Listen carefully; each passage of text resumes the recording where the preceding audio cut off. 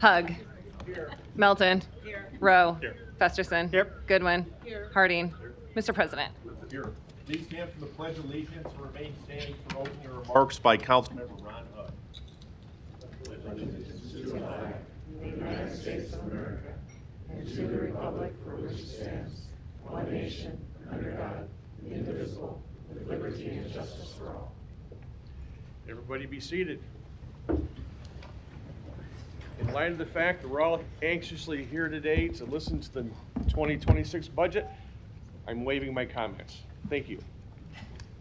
An affidavit of publication is on file for this meeting, and a current copy of the Open Meeting Act is posted in a white binder on the east wall of legislative chambers.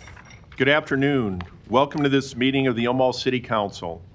As a courtesy to those in attendance and to facilitate the conduct of our business, we ask you to please silence and turn off all electronic devices. A reminder that you will have 3 minutes to speak on an agenda item. Please stay on topic.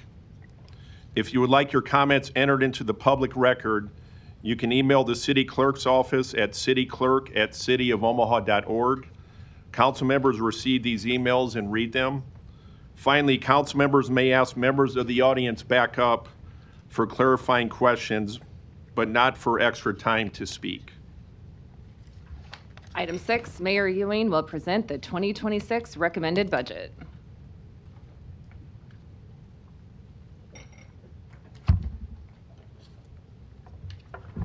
Good afternoon.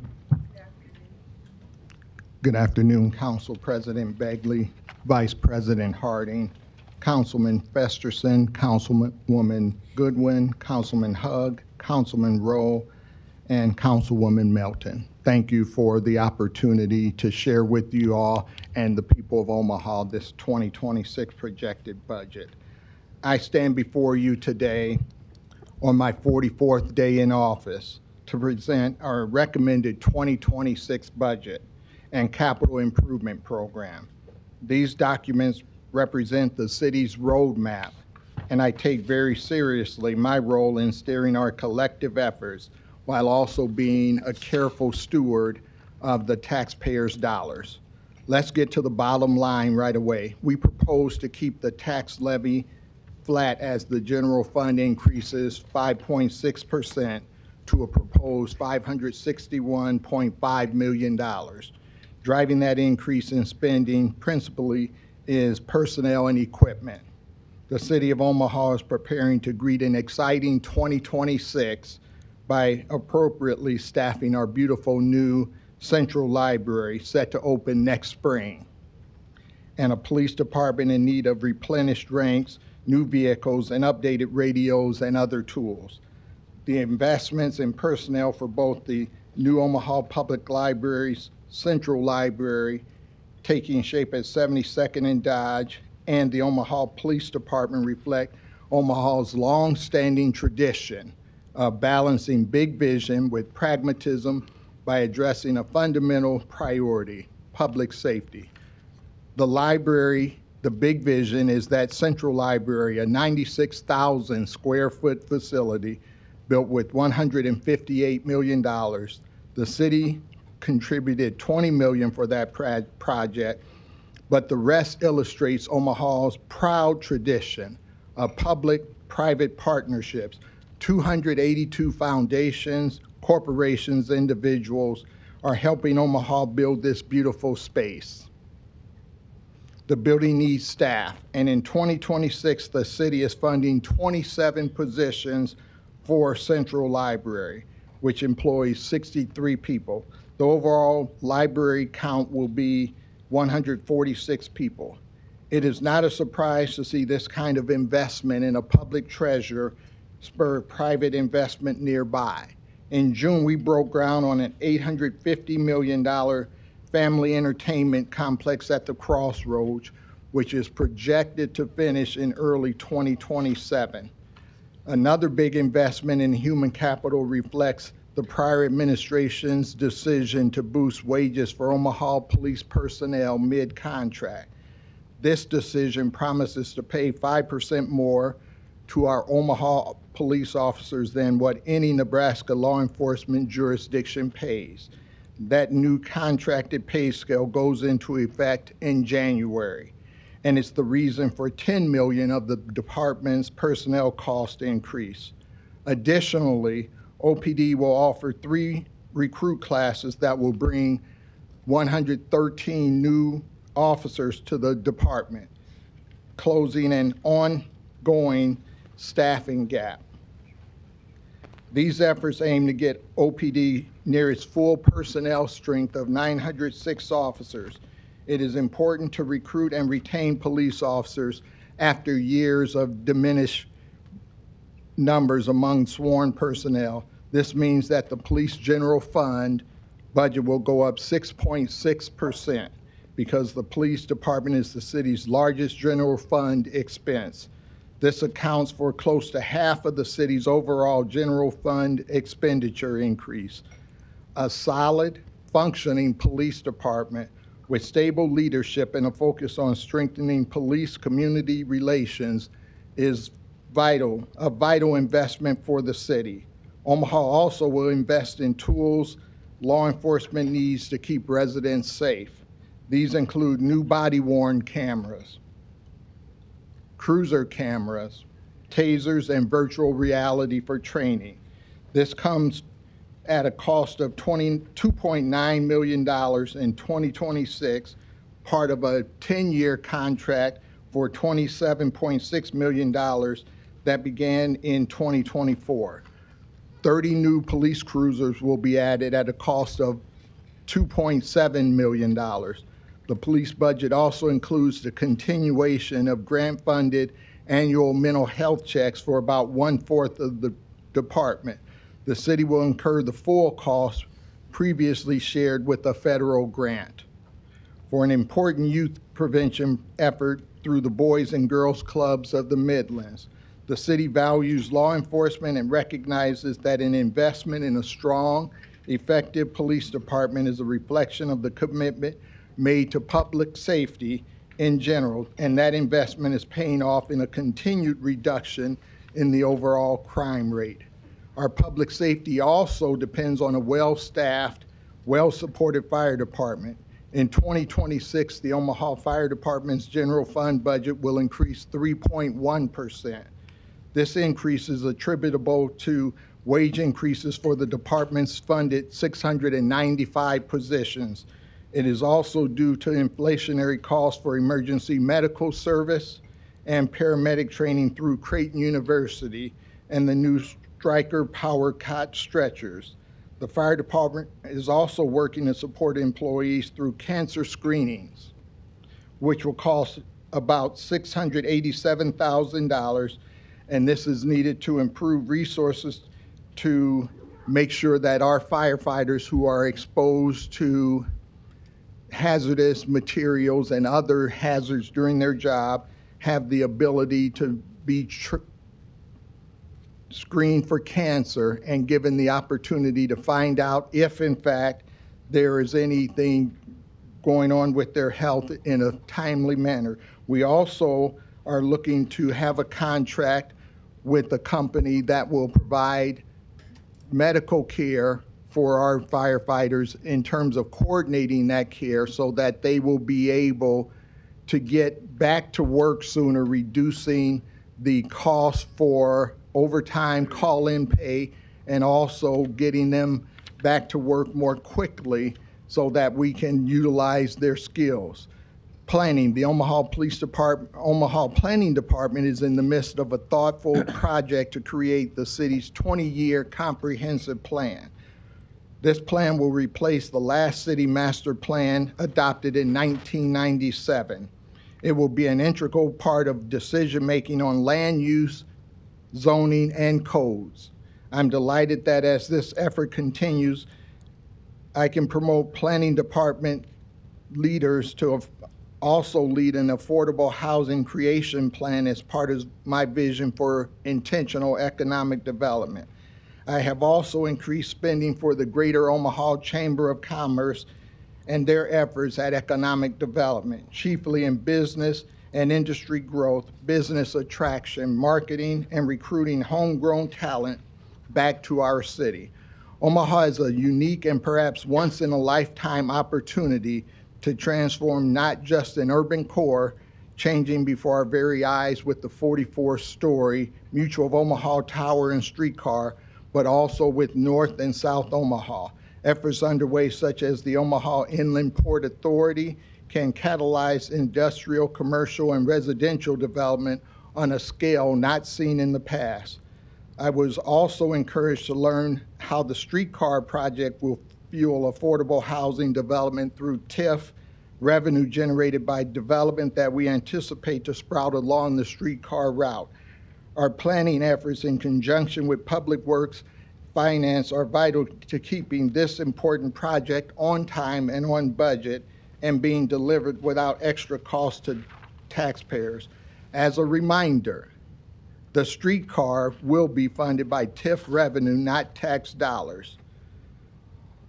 As I mentioned, pragmatism in Omaha's budget for 26 reflects that. The budget does not call for a moonshot. One gap is reflected in our Parks Department, where the city has tried balancing improvements with sheer citywide day-to-day maintenance. It is my hope that this time next year I can present a plan that would reflect another priority I have for Omaha, a public-private maintenance proposal that would beautify and improve those important public spaces valued in every corner of the city. Our Public Works Department will see a nearly 6% increase in general fund spending, due largely to increased costs associated with the solid waste contract. Additionally, the department is adding 16 full-time employees for an overall position count of 757. Of the 16, 10 positions are sought for the Street Capital Construction and Maintenance Division to accommodate additional lane miles of roadway maintenance assumed through recent annexations. This will help bring the number of staff per lane mile more in line with our desired service level. Among City of Omaha full-time employees, 8 out of 10 serve our police, fire, and public works department. Other city departments added limited personnel to accommodate Omaha's many diverse needs. For example, the city's Human Resources Department is adding a position to better serve a more complex personnel resources data management system. Human Rights and Relations is bumping a half-time position to full-time to support the Restorative Justice Diversion Program. Parks is adding 4 full-time employees at Levi Carter Park. In total, the city's funded full-time count will increase by 48 positions from 3,122 to 3,170 recommended for 2026. Many revenue sources comprise the city's general fund, but 2 are worth highlighting. The biggest revenue source is the city's sales and use tax, which brings in close to half the city's general fund budget revenue. In 2026, the city is projected to collect $265 million in sales and use tax, or 6% more than we budgeted in 2025. Property tax is another big revenue source, and please note that the city's portion of property tax is only 21 cents per dollar. Still, a projected 5.1% increase in valuation is expected to bring in about $244.6 million in property tax revenue for all funds, including $122.5 million for the general fund. That helps keep its tax levy from rising. I have mostly discussed the general fund, but you should also be aware of some exciting projects outlined in our capital improvement program. This 6-year plan is responsible for coordinating major projects involving city infrastructure. This next 6-year period calls for $3.1 billion in capital projects, including a number of projects in 2026, totaling close to $860 million. Major capital projects include $242 million in parking structures for various major redevelopment projects in the city's urban core, $5 million for a new fire station in Northwest Omaha, $20 million for a new fire station downtown to be integrated with a downtown police precinct and ongoing fire apparatus replacement for $2.3 million.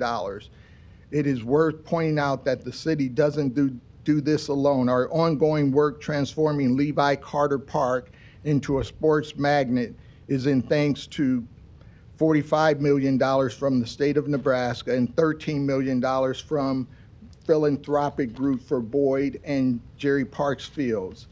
In summary, you will see a 2026 budget that carefully considers urgent needs like library and police staffing, while also holding the line on other spending while we develop a more sustainable revenue source for that. As I progress through my first 100 days as mayor, I am eager to work with you certainly on this effort to fund the important resources our city needs. But I also want to leave you with this, a sense of urgency. The city has some great plans for improvement, but plans are only as good as the implementation. I intend to implement them. I will be forming implementation task forces for poverty elimination, economic development, climate action, homelessness, infrastructure and streets, and parks. I will also have a task force on a top priority, affordable housing. In the coming days, I will be sharing an exciting plan about how the city will create more safe, decent, and affordable places for Omahans to live. I invite you to support this effort by serving on these task forces to help the city of Omaha address the important issues and seize the moment. I urge you to adopt this budget so that we can move forward as one united Omaha into our shared and promising future. And I would like to take a moment to thank my team, my chief of staff, Thomas Warren, all of the department heads, as well as my assistant chief of staff, Aaron Grace, for their assistance in providing this report for you. So thank you for your time.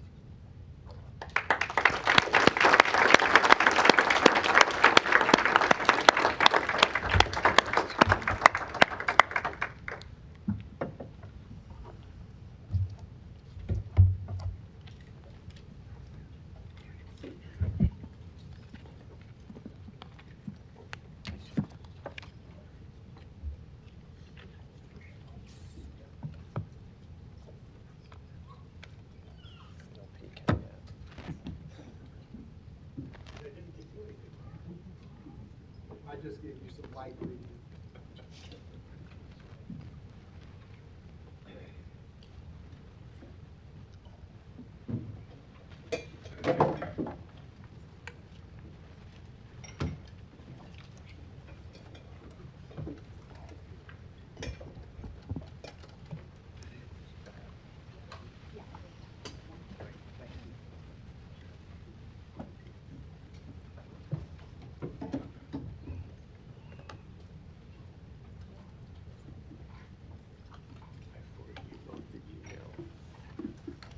Says it looks okay.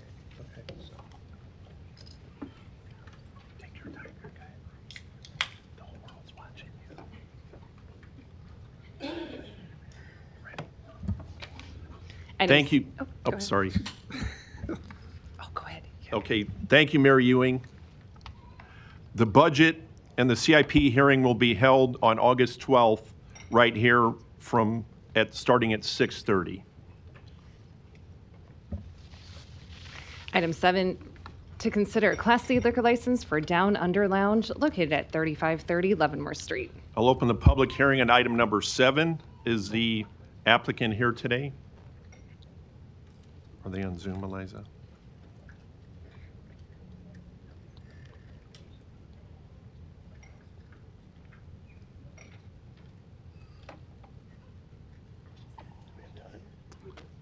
I tried calling them, I couldn't leave them in a message. Should we lay it over? Motion to lay it over. Continue, motion to lay over and continue the public hearing. Second. Roll call. To lay over for 28th, right? 29th, 29th, yeah. Hug. Yes. Melton. Rowe. Festerson. Yes. Goodwin. Harding. Yes. Mr. President. Aye. Motion passed 7-0. Item 8, to consider a Class I liquor license for Ray's Wings and Pizza located at 220 South 31st Avenue, Suite 4103. Opening the public hearing on item number 8. Are there any proponents here today? On Zoom? I am here. Good afternoon, we can hear you. Name and address, please. Brian Gregory.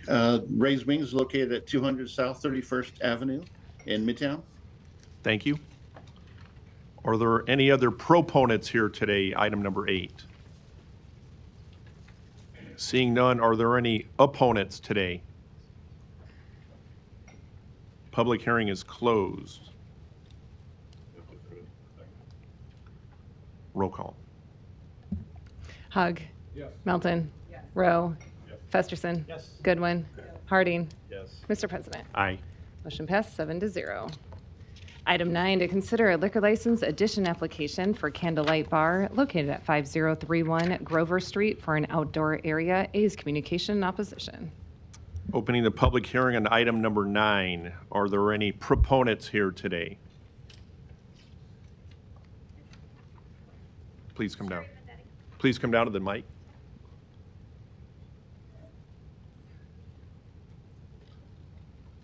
Sherry Vendetti, Candlelight Bar and Grill, 5031 Grover. Thank you. Are there any other proponents here today? Seeing none, are there any opponents to item number 9? Seeing none, public hearing is closed. Councilmember Hug, you're recognized. This restaurant and bar is just up the street from me.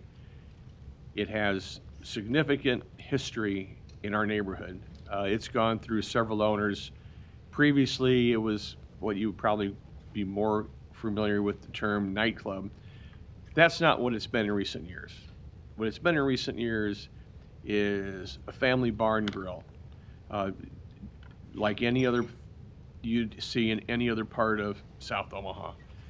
The new owners have just been fantastic, and it gives me great pride to make a motion to approve this.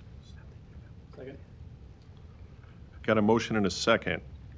I'll also be supporting this. You got great chicken sandwiches and great, good bar food. It's really good, so I'll support this today. No further lights. Roll call. Hug. Melton. Rowe. Festerson. Goodwin. Harding. Yes. Mr. President. Aye. Motion passed 7-0. Item 10, to consider a liquor license addition application for Saddle Creek Breakfast Club located at 8734 Pacific Street for an outdoor area. Opening the public hearing on item number 10. Are there any proponents here today? I think we got one on Zoom, correct? Hi, Good afternoon. Name and address, please. Bryn Roth, 8734 Pacific Street, Saddle Creek Breakfast Club. Thank you. Are there any other proponents here today on item number 10? Seeing none, are there any opponents here today? Seeing none, public hearing is closed. Is there a motion? Thank you. Got a motion and a second. Roll call. Hug. Melton. Rowe. Festerson. Goodwin. Harding. Yes. Mr. President. Aye. Motion passed 7-0. Thank you. Item 11, to consider special designated liquor license applications for Dundee Days on Underwood Avenue from 49th Street to 51st Street on August 23rd from 7 a.m. to midnight with music until midnight. I'm opening the public hearing on item number 11. Are there any proponents here today? Got one on Zoom as well. Ms. Paquette? Hello. Good afternoon. Name and address, please, if you can hear us. Stacia Paquette, 4926 Underwood Avenue with AB 66. Thank you. Are there any proponents here today? Seeing none, are there any opponents here? Public hearing is closed. Councilmember Festerson, you're recognized. Thank you, Mr. President. Stacia, thanks for dialing in. This is the annual Dundee Day celebration on August 23rd. Is there anything you'd like to highlight this year for folks to know? Well, there is a special opening band I hear playing. your band, aren't you guys? Is that news to you? The Festertones are unable to make the date this year, but that means I can vote on your I thought you application. were. Okay, well, okay, fine. It's a family fun event. It's all day. Everyone in the neighborhood comes out. It's just the time you see everyone you haven't seen forever. There's a parade, a run. We have this art contest. Lots of vendors. It's been going on for, I think, 33 years. So it is a fun time. It's tamed down from when I was younger. It's a fun time. So Great. hopefully soon you can come out there and play. Yes, thanks. It's always a good community event. Thanks for helping to pull it together. And also thanks to the city clerk staff, Eliza and Autumn, who worked with you to make sure it was all accurate and submitted on time. And I look forward to supporting this today. Motion to approve. Got a motion and a second. No further lights. Roll call. Hug. Yes. Melton. Rowe. Festerson. Yes. Goodwin. Harding. Yes. Mr. President. Aye. Motion passed 7-0. Items 12 through 14 can be considered together for Deer Creek Replat 29, located at 12736 Reed Street. Planning Board and Planning Department recommend approval. Items 12 and 13, resolutions to approve the preliminary plat and final plat. Item 14, a resolution to approve the subdivision agreement. Public hearings are open for items 12 through 14. Here for proponents. Good afternoon, Mark Westergaard. I'm here representing the lot owners, the Stracos, and also the Deer Creek Homeowners Association, who will be purchasing the middle portion of that lot for some improved access to one of our parks there. So I'd request your approval and answer any questions that you might have. Did we get your address? 12711 Scott Street. I get in trouble for that. Thank you. Thanks, Mark. It's my first time up here, sorry. You're doing great. You're doing great. My fourth time up here, so. Are there any other proponents here today for items 12 through 14? Seeing none, are there any opponents? Public hearing is closed. Motion and a second. No further lights. Roll call. Hug. Melton. Rowe. Festerson. Goodwin. Harding. Yes. Mr. President. Aye. Motion passed 7-0. Item 15, an ordinance to rezone property located at 9009 North 216th Street from AG District to DR District. Planning Board and Planning Department recommend approval. Opening the public hearing on item number 15. Applicant. Hi, Trevor Veskra with TD2 Engineering and Surveying, 10836 Old Mill Road, here on behalf of the applicant. We're seeking a rezoning from AG to DR to construct a new building that'll either be used for a primary education facility or barn. A primary education facility isn't allowed in the AG district, so the rezone to DR would handle that. If there are any questions, I'm happy to answer them. Thank you. Thank you. Are there any other proponents here today? Seeing none, are you a proponent? Or opponent? Okay, no problem. I just want to make sure I didn't miss anybody. Are there any opponents to item number 15?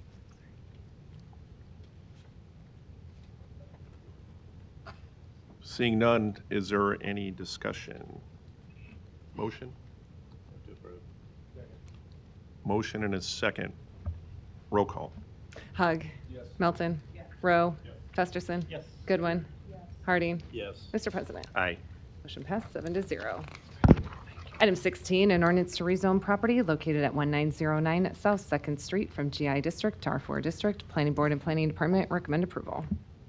The public hearing is open on item number 16. Is the applicant here? Yes. Please come down.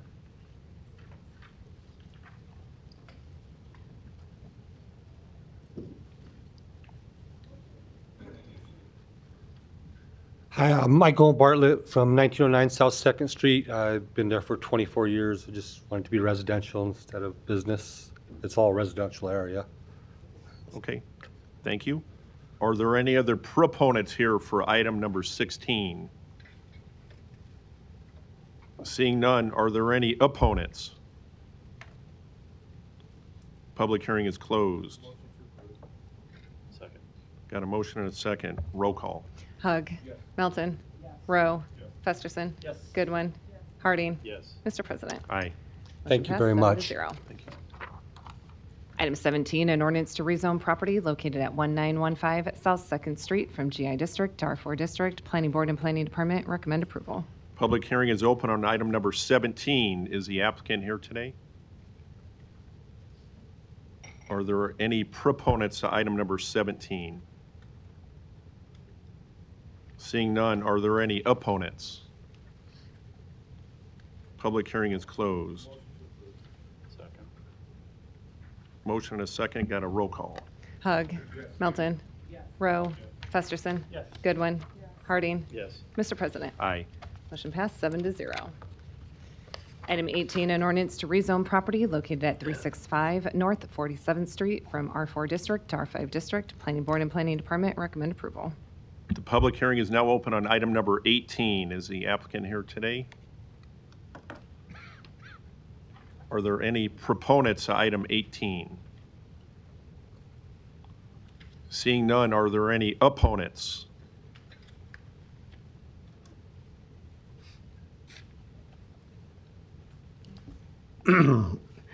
Larry Storr, 5015 Lafayette Avenue, Omaha 68132. I am opposed to this because it needs to be rewritten or something. I drove by that property today. The way this is written implies that one single little ranch house on a small hill in an alley that doesn't go clear through is going to be a district all by itself. That cannot be. I live in Dundee. This is in part of Dundee. And I don't know, maybe somebody misunderstood. Maybe this is a mistype or something. But that property is just a small house. It cannot be a district. I don't know how you can do that within a small, even within one whole block of Dundee. What's up with that? How do you make one house, one address, a district? So maybe you need to look at that. Postpone it, put it off till next week. The workmen are working on that little house today as I speak, remodeling it, new windows, painting. Now, how is that a district by itself? Please explain it. Thank you. Are there any other opponents on item 18? Seeing none, public hearing is closed. Councilmember Harding, you're recognized. I'll give it a shot. The surrounding areas are already zoned R435 and R535, so it's consistent with the neighborhood. So I'll move for approval. Second.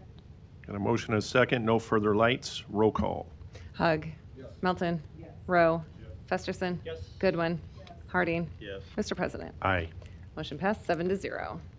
Item 19, an ordinance to rezone property located at 4805 and 4809 South 22nd Street from R7 District and GC District to R7 District. Planning Board and Planning Department recommend approval.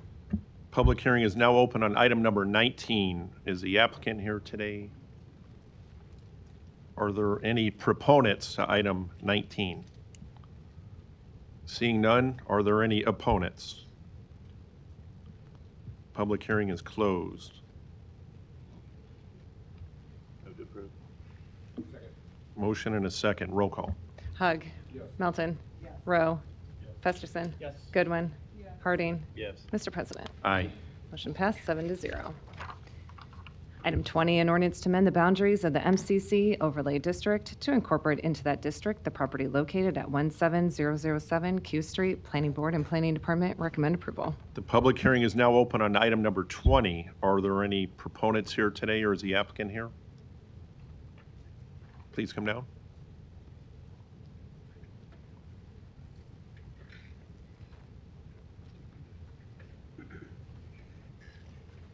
Good afternoon. It's just a change to our signage on the property. Can you give your name and address, please? Martin Olson, 18102 Nina Street, Omaha, Nebraska. Thank you. Are there any other proponents here today on item 20? Seeing none, are there any opponents? Public hearing is closed. Get a motion?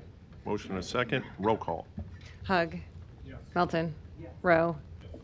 Festerson. Yes. Goodwin. Harding. Yes. Mr. President. Aye. Motion passed 7 to 0.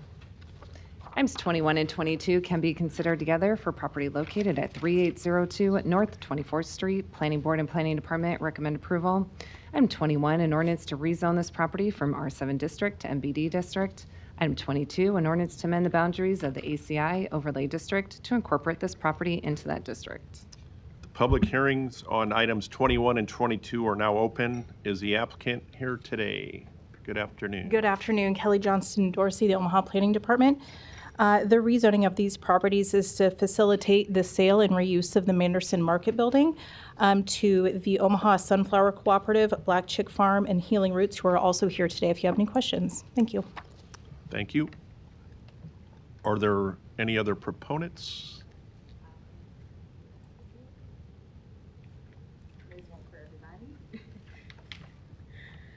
Good afternoon, council members. My name is Clarice Dombeck, 901 Farnham Street, and I'm here today representing the collective of Omaha Sunflower Co-op, Black Chick Farm, Healing Roots African Diaspora Garden, and Nursery Day Amore Consultancy.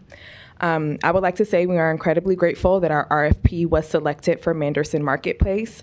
Pending approval from City Council today, Manderson Marketplace will be the new home and headquarters for Black Chick Farm, Healing Roots Community Garden, and Nursery Day Amore Consultancy.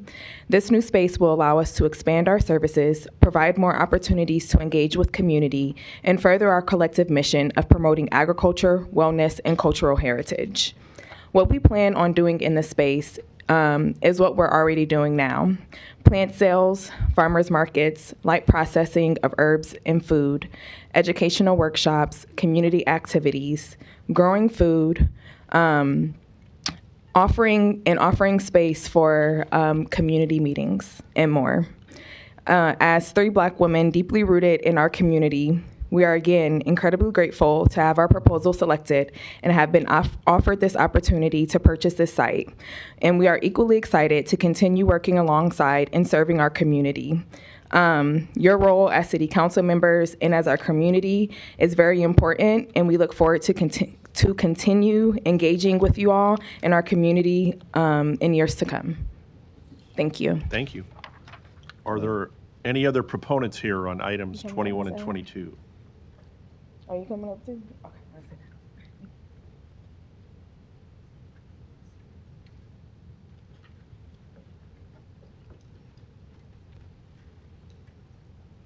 Good afternoon. Good afternoon. My name is Ella Willis, and I'm the president of Neighborhood Action and Fact Association. And I don't oppose of the building, but what it is, we are the founder of the marketplace.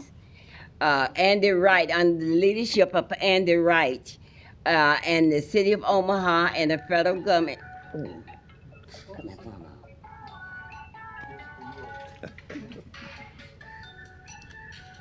Donated money for us to build that building in 1979. And when Gene was as the mayor, they took it away from us. And I sent letters to Gene and the other people that was concerned with the building to find out why they was taking the building from us when we was doing marketplaces on there. We were doing game night, we were doing senior nights, but still the building was taken away from us and the money was donated for poverty-stricken area. And I just wanted to know why that building was taken. And I do appreciate her for getting the building, and they wanted to sell the building for $60,000 when the money was donated to the neighborhood. So, you know, under the leadership that we have now, maybe it'll be different. Thank you. Thank you, Ms. Willison. Please tell your son Reggie hello from the Begley family. Oh. Thank you. Thank you very much. Thank you. Thank you. Okay.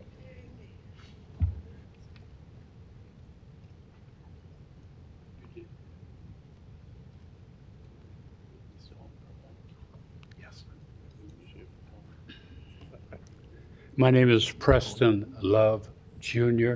I'm at 6021 Villa de Sante.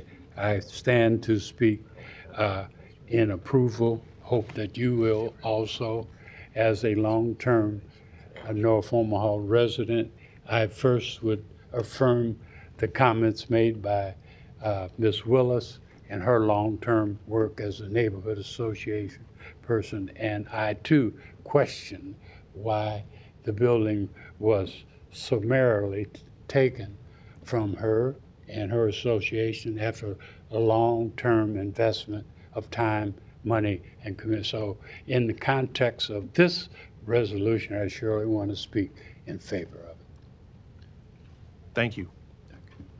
Are there any other proponents here on items 21 and 22?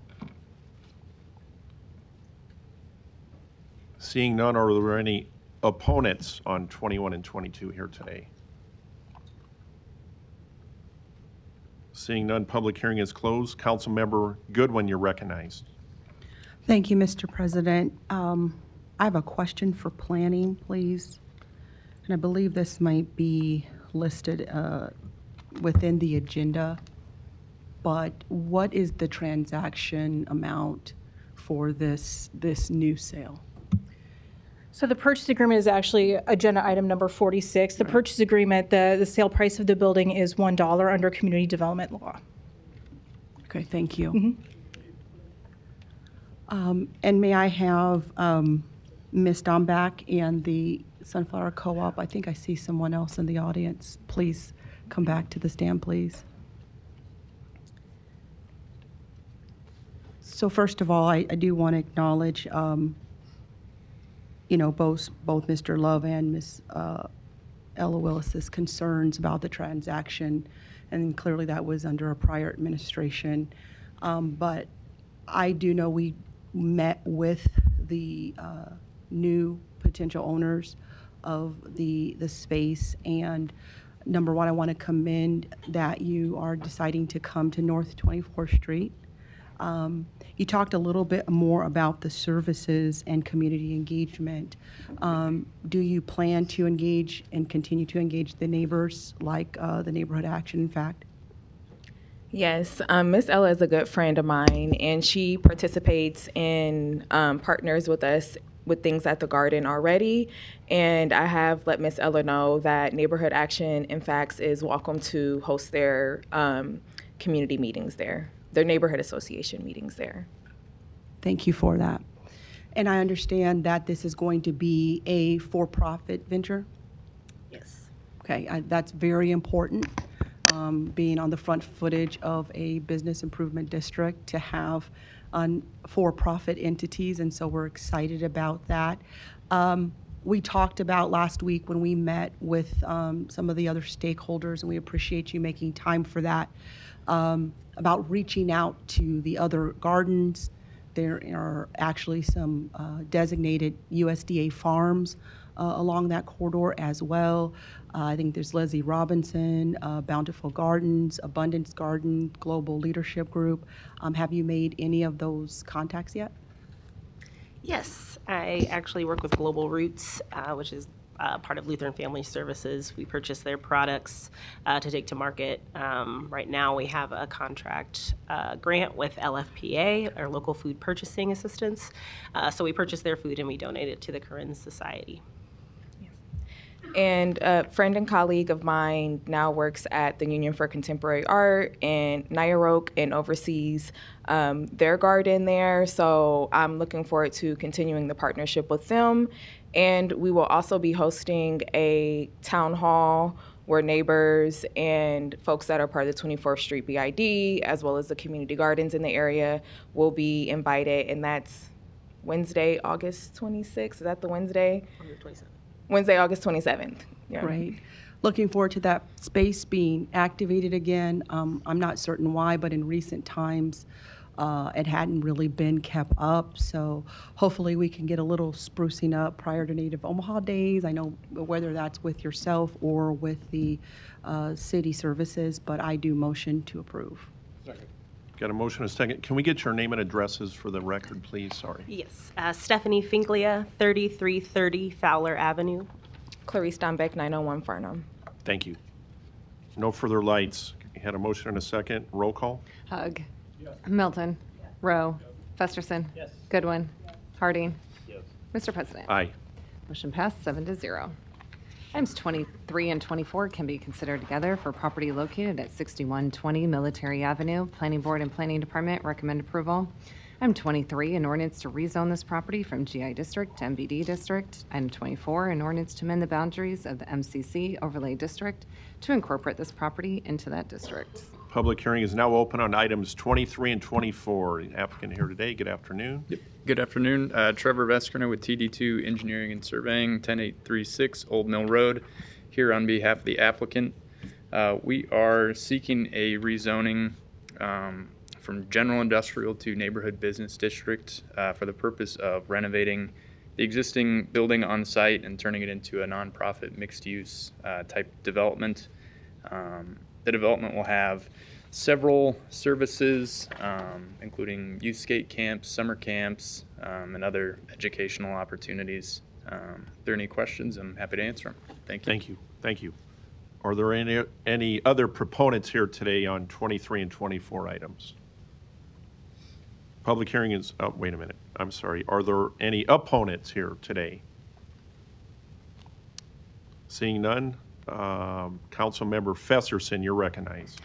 Thanks, Mr. President. I'm supportive of this rezoning and overlay in my district here today. It represents a substantial renovation of a major building in the Benson Business District, and I think will be the first step in producing a lot of great partnerships with the surrounding businesses and school districts and serve youth and families. So I'm happy to keep it moving here today. More steps to come, but I'll motion to approve items number 23 and 24. Second. No further lights. Roll call. Hug. Yes. Melton. Rowe. Yes. Festerson. Yes. Goodwin. Harding. Yes. Mr. President. Aye. Motion passed 7-0. Consent agenda. Any member of the City Council may cause any item placed on the consent agenda to be removed. Items removed from the consent agenda shall be taken up by the City Council immediately following the consent agenda in the order in which they were removed, unless otherwise provided by the City Council Rules of Order. Public hearings on agenda items 25 and 26 were held on July 15th, 2025. Any discussion? Got a motion and a second. No lights. Roll call. Hug. Melton. Rowe. Festerson. Goodwin. Harding. Mr. President. Aye. Motion passed 7-0. The public hearings on agenda items 27 through 52 are today. If you wish to address the City Council regarding these items, please come to the microphone, indicate the agenda item number you wish to address, identify yourself with your name and address and who you represent.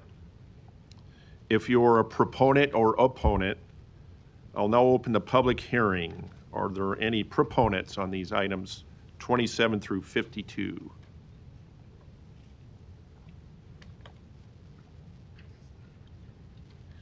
Clarice Dombeck, 901 Farnham Street, and I am a proponent for item number 46. Thank you. Are there any other proponents here on items 27 through 52? Did you ask only for proponents?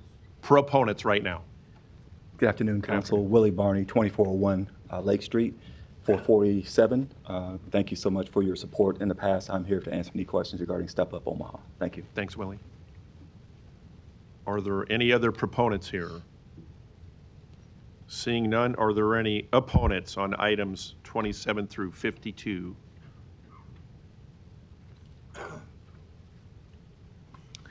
Larry Storr, 5015 Lafayette Avenue, Omaha 68132.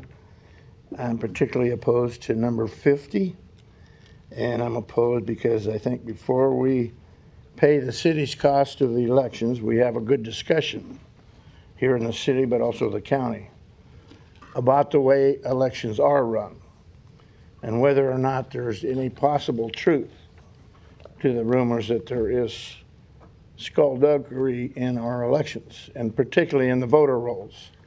This is an extremely important topic nationwide, and Omaha is right in the middle of it. We're right in the middle of the country, and I think this is a good place to open that discussion. You people don't want to, but you should, because you work for us. We are the people. You work for us, not somebody else. Thank you. Are there any other opponents here today on items 27 through 52? Seeing none, public hearing is closed. Councilmember Festerson, you're recognized.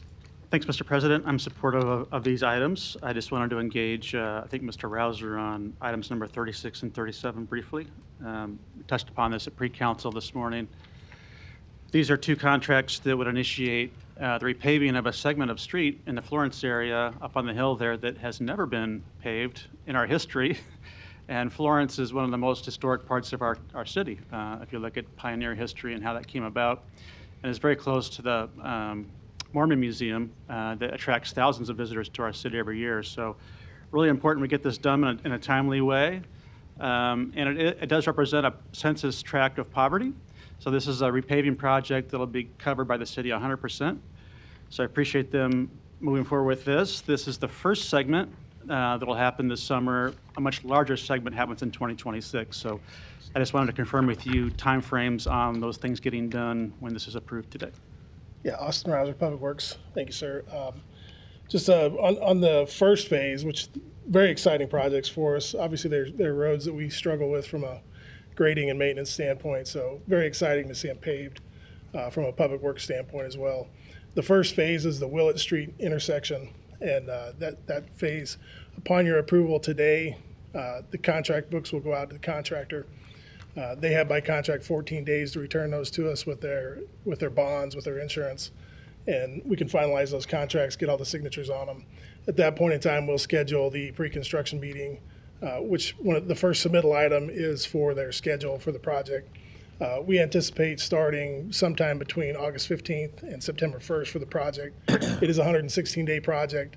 Our contractor, Fusion Construction, is very confident in their timeline for that they feel like that's more than enough time for them to wrap that work up by the end of the year. For the first phase, second phase, we anticipate bidding in the spring for a 2026 construction. Okay, thank you. And as we talked this morning, let's try and make that more like August 15th rather than September 15th. That'd be great. That'd be great. I think we're well on the way. All right, thank you. Thanks, Councilmember Festerson. I know you've been working quite a long time on that, so I know you're happy to see that on the agenda today. Thanks. Councilmember Goodwin, you're recognized. Thank you, Mr. President. I wanted to address Mr. Barney for item number 47.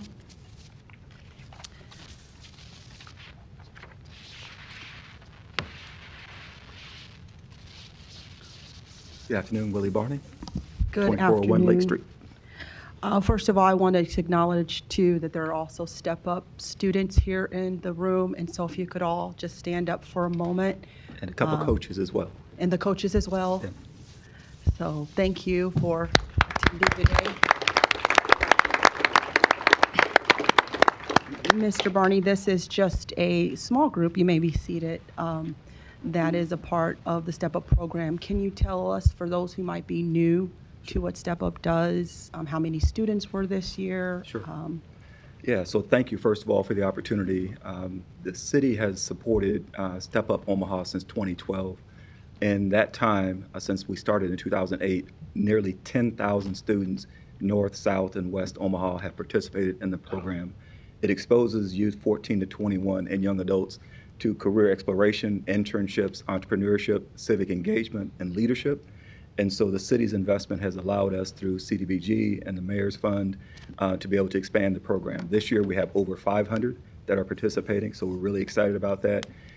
We've also been able to expand the program to where there are cohorts that they're doing culinary and drones and AI technology, music production, as well as internships. And I'm very excited to see that the city not only now supports financially, but also I heard today that we have the highest number, I think, of interns the city has ever had through Step Up, where there are 22 interns in many different departments. So really want to say thank you to the Grants Division, to the Planning Department, to HR&R and others that are involved, and really want to say thank you to the City Council that has invested in this program.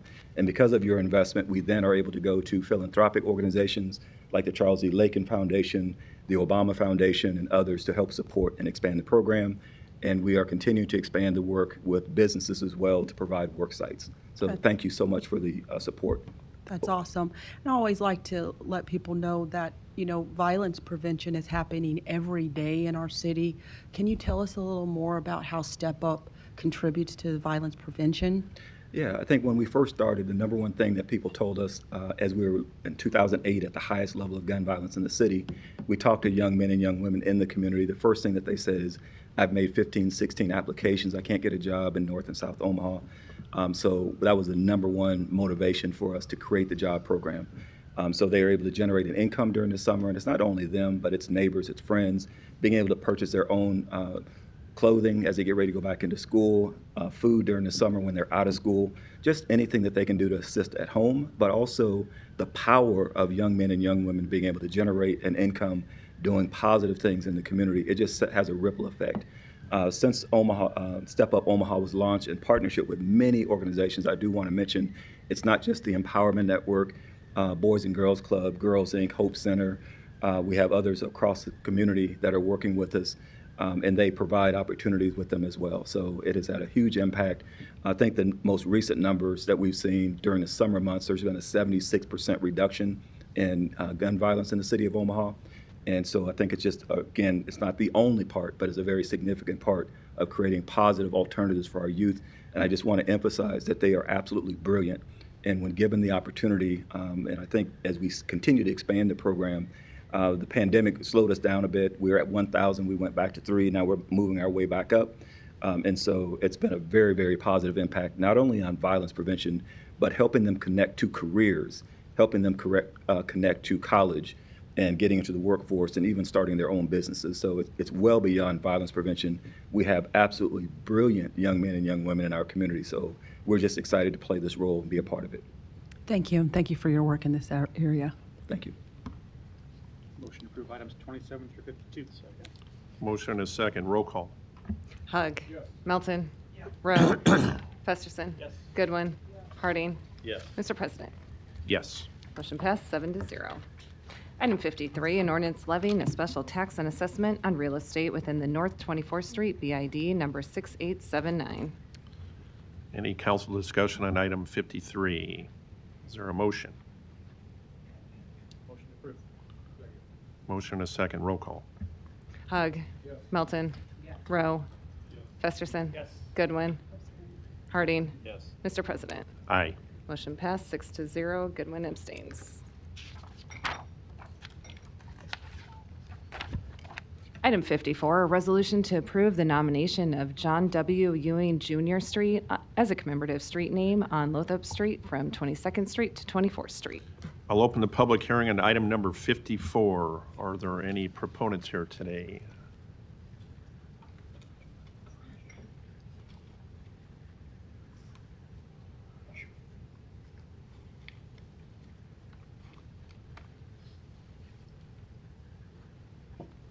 Do I need to repeat my Please. address? I haven't moved. Name it. My address, my name is Preston Love Jr. My address is 6021 Villa DeSante. And my councilman is Pete Festerson. I honor him. And I welcome Ms. Goodwin to the council. Looking forward to your leadership for our community. I stand in strong support of this particular item.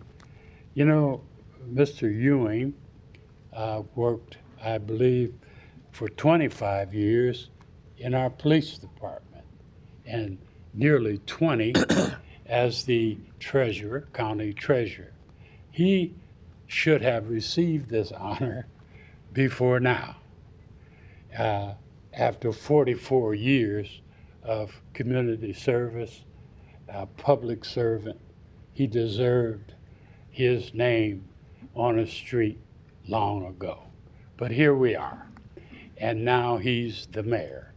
How wonderful this moment is that we now can honor him not only for his long-term public service, but him as a mayor. And yes, we'd like to have his name on a bridge or maybe on a freeway. But if you insist, for this step, we would just say yes, yes, yes to having his name on the street. Thank you. Thank you.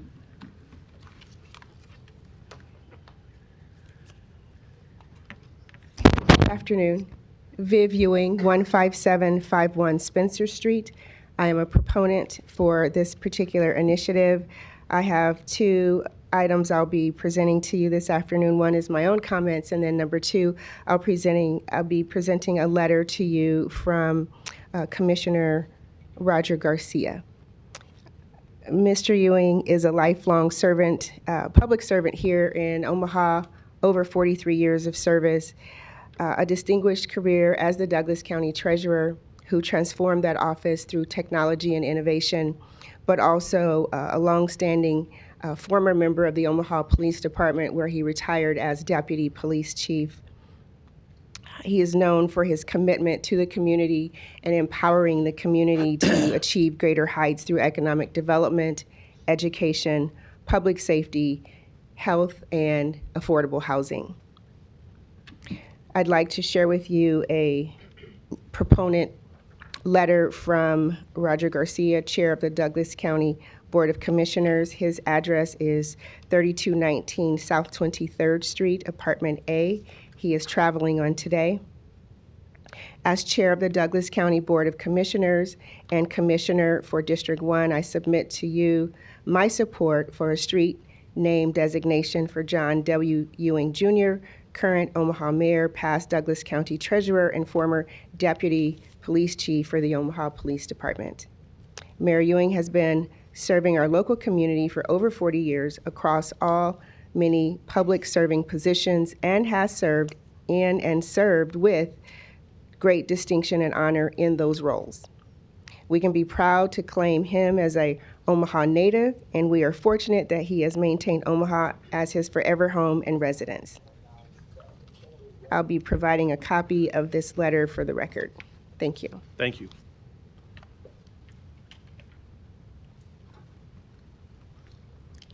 Good afternoon, distinguished council. My name is Vita Jeffrey. I reside at 16274 California Street, 68118, and I thank all of you for your service. It's been a minute since I've been before the council. I stand in support of this effort and recognizing that Mr. Ewing has long served this community, but in understanding that he has already built a legacy in how he treats people with dignity and making them feel seen, heard, and valued. In doing so, he reaches out no matter what age, what zip code, what area, intently and acknowledges every voice, no matter how small. That kind of leader who entertains conversations. When we moved to this town, our child was 12, and he met her and they engaged in a wonderful conversation that her father and I regret, talking about the joys of owning a Corvette. Mr. Ewing leads with heart and strategy, knowing that public safety is part of economic development and a fiscal responsibility, that the two of those go hand in hand. Through the efforts of the 360 program and other efforts, he has helped reduce violent crime. And when families feel safe, they feel rooted in community and are often willing to call and invest in long-term residential abilities in cities like Omaha, as have we. His record of balancing budgets and generating millions for the county shows that economic stewardship isn't new to him, it's fundamental. All leadership worthy of having a street named after him. Now, as mayor, he's looking to expand affordable housing, building master plans, and ensuring that every zip code has an opportunity to grow. Even recognizing that his goal is for stronger, more inclusive economies that benefit all who call Omaha home. And lastly, Mr. Ewing's leadership is a reminder of what's possible when unity guides us. He didn't just break barriers, he molded what respectful, issue-driven leadership looks like. His being here proves that progress can be rooted in purpose, and that a city can move forward when it comes together around a common good. So I'm honored to be here and honored to witness the city coming together to celebrate this, recognizing that this is a movement and a declaration, seeing every person embracing community, delivering results, and building opportunity for all. So may this street just be the beginning of a lasting symbol of a legacy rooted in inclusion, integrity, and service. Your time is up, sorry. To every Thank community. you. Thank you very much. You got almost all of it in. All of it. It Good was job. one word. Good job. Commissioner, good afternoon. Good afternoon, members of the City Council. Chris Rogers, 1819 Farnham, Douglas County Board of Commissioners. I just wanted to stop briefly and show my support for this amendment. I've had the honor of knowing Mayor Ewing for over 24 years. Of course, serving with him as a co-elected official in county government, but also 12 years as a member when he was part of Charles Drew's board, and specifically just wanted to express the sincere pride in the district as the mayor, being a resident growing up there in North Omaha, and wanted to put myself on record for the effort. Thank you. Thank you.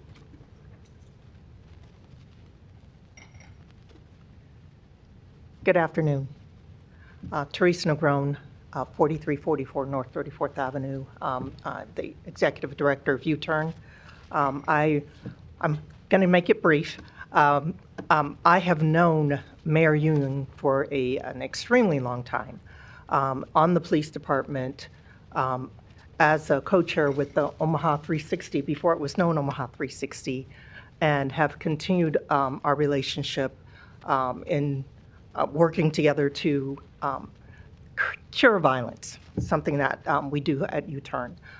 That's my personal. The other side of things that I'd like to just honor with Mayor Ewing is that he is someone who has set a limit and a bar for young African American men and women, boys and girls, youth, in the fact that he has been part of the first on the police department as African Americans. He has been the first in leadership on the Omaha Police Department.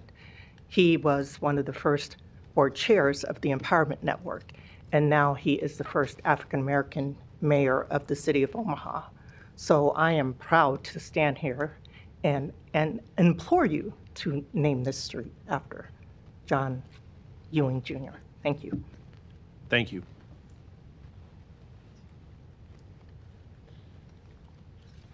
Good afternoon. My name is Ben Gray. I reside at 6946 North 54th Street, Omaha, Nebraska, 68152. Though I was here on another matter, I cannot sit here and not say something about John Ewing and the fact that there ought to be a street named after him.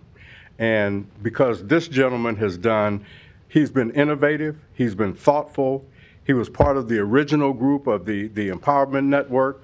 We have moved together for a number of years, have gotten a number of things done, and I'm not going to speak too long, but everything that you've heard about John Ewing today, I can say ditto to all of that. He has been one individual who has been involved from day one in wanting to curb violence, wanting to do something about housing, and some of the areas that are critical to us today. And so I couldn't sit here and not say something about this man who ought to have a street named after him, and I stand in support of that. Thank you all. Thank you. Good afternoon, Willie Barney, 2401 Lake Street. Just wanted to stand quickly. Much of what I was planning to say has been said, but I just wanted to take a moment at this historic time with John as mayor to stand in support and give some very tangible things that he has done in his leadership. As has mentioned, he was one of the original folks to help us start Step Up Omaha, which has now impacted over nearly 10,000 people. He was at the table with us when we started Omaha 360, which has worked along with the police department and others to see a 76% reduction in gun violence. He has worked as a mentor with 100 Black Men and also Midland Mentoring Organization on the board. He has worked with Habitat for Humanity and other organizations around housing. He has worked with youth mentoring as well with the Hope Center. Obviously youth employment, entrepreneurship, and one of the things that I've known with John over the last 25 years, he has gone into the schools and mentored personally, but he has been a champion for organizations around the city. And I think that's one of the reasons why he makes such a strong mayor is it's not only North Omaha, though he's definitely interested in North Omaha, definitely interested in South Omaha, but he wants to see the entire city win.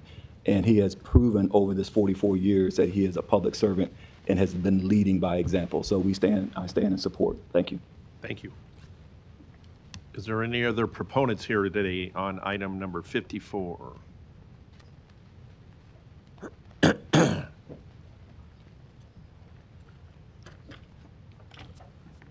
Omaha City Council, Donnie R. Johnson, the Johnson Equestrian Foundation, and North Omaha Concerned Citizen Foundation. I would like to take this opportunity to say a couple of things. We was taught this throughout our history. Every good man is a good woman. In 1972, 8 of us left here going to the Navy. And one of the men that were left with us, Mrs. Ewing, brother. So for that, I think that's a good opportunity for me to say something, because her brother and I, we left here in 1972. So what I see in our history, when you say there's a great man, then there's a great woman behind him. Thank you. Is there any other proponents here on item 54? Seeing none, are there any opponents? Item 54. Public hearing is closed. Council Member Goodwin, you're recognized. Thank you, Mr. President, and I appreciate the words of everyone here. This is a big deal. It's a big deal because you have a true public servant, someone who takes every opportunity to lead by example. And I just want to say that naming a street is not a trivial thing. I think in some past opportunities, maybe that was a little, we were liberal in doing that. But this is an opportunity to give a man and his family his roses and to celebrate a first. Many people might say, okay, let's get beyond it. But I also think it shows that we're still, as African Americans, as minorities in this country, experiencing firsts. And so I also heard the word gentleman. And it's actually a beautiful thing when we have people in leadership who you can count on their integrity, like Mayor Ewing. And so just wanted to add my comments to a man and his family who are a model, not just for my district, not just for this city, but really at a time when we often look at our leaders and question character, that he's a model of leadership that we could all look to. Thank you. Thank you. Councilmember Festerson, you are recognized. Thanks, Mr. President. I'll support this item today, too, and I want to thank Councilmember Goodwin for her remarks and everyone here who's here and provided your remarks. I want to just make a note about the timing, too. Obviously, this is an important honor for our first African-American mayor. I think that's significant.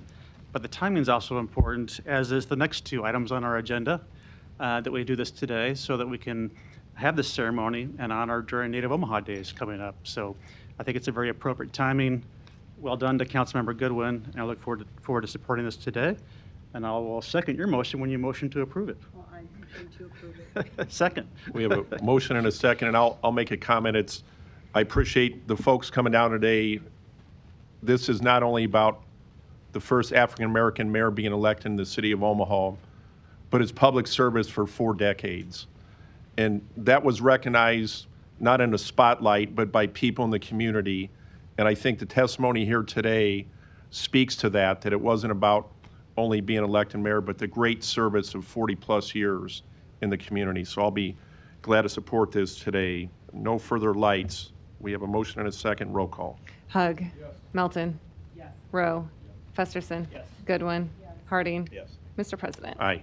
Motion passed 7-0. Item 55, a resolution to approve the nomination of Vera Johnson Street as a commemorative street name on Laird Street from 23rd Street to 24th Street. I'll open the public hearing on item number 55. Are there any proponents here today? Please come down.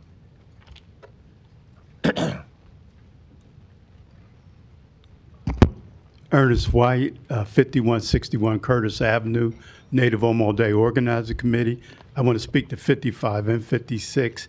They were actually the founders of Native Omaha Day, which has grown into the largest North Omaha event that has an economic impact, not just on North Omaha, but the whole city.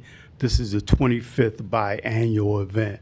And it's an event unique to Omaha. It's a giant city reunion of people from all over that come back. And it's a week-long celebration. So thank you. Thank you.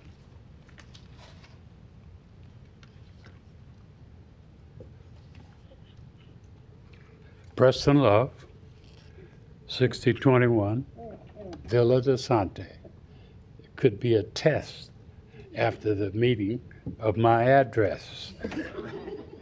I surely want to say I stand here proud to be a resident and long-term person from North Omaha.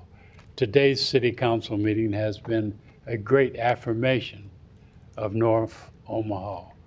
Our youth, some economic development, other things going on in the community.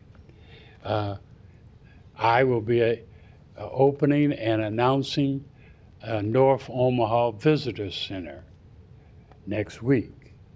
And not only that, next week, we will be celebrating a very, very precious celebration for native North Omahans to come back home and celebrate. There will be thousands coming back, North Omaha.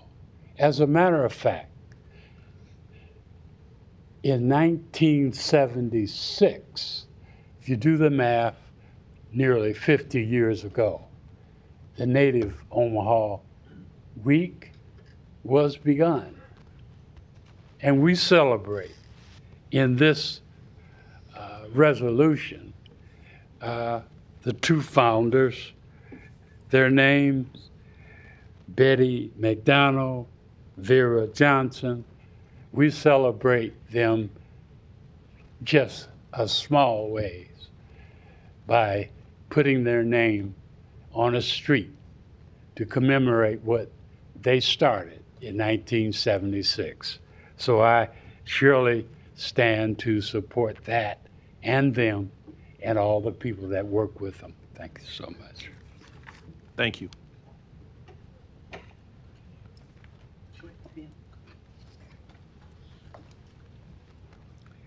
Ben Gray, 6946 North 54th Street, Omaha, Nebraska, 68152.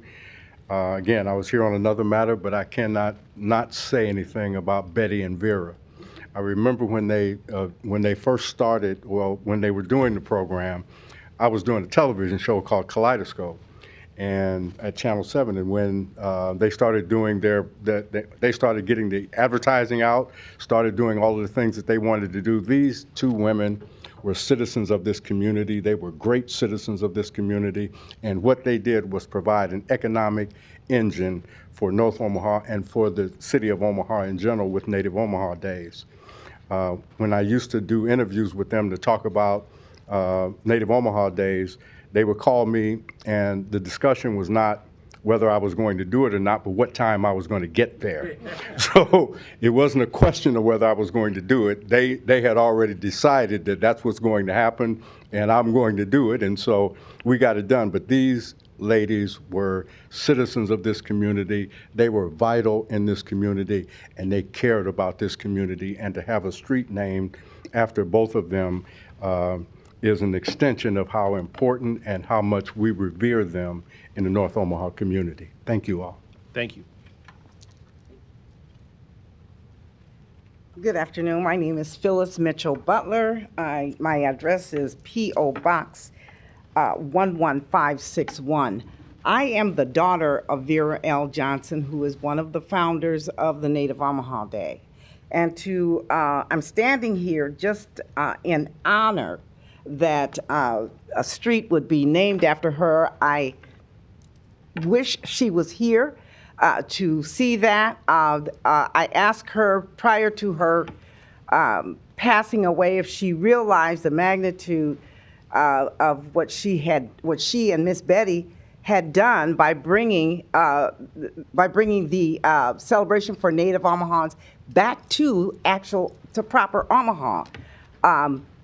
She didn't realize what it was, but she was glad that they did it because it was born, bringing it back to Omaha proper, it was born out of something that happened in Los Angeles with their picnic and whatever. But it is just an honor to stand here as a representative of her and as a lifelong member of North Omaha as I am. So thank you very much.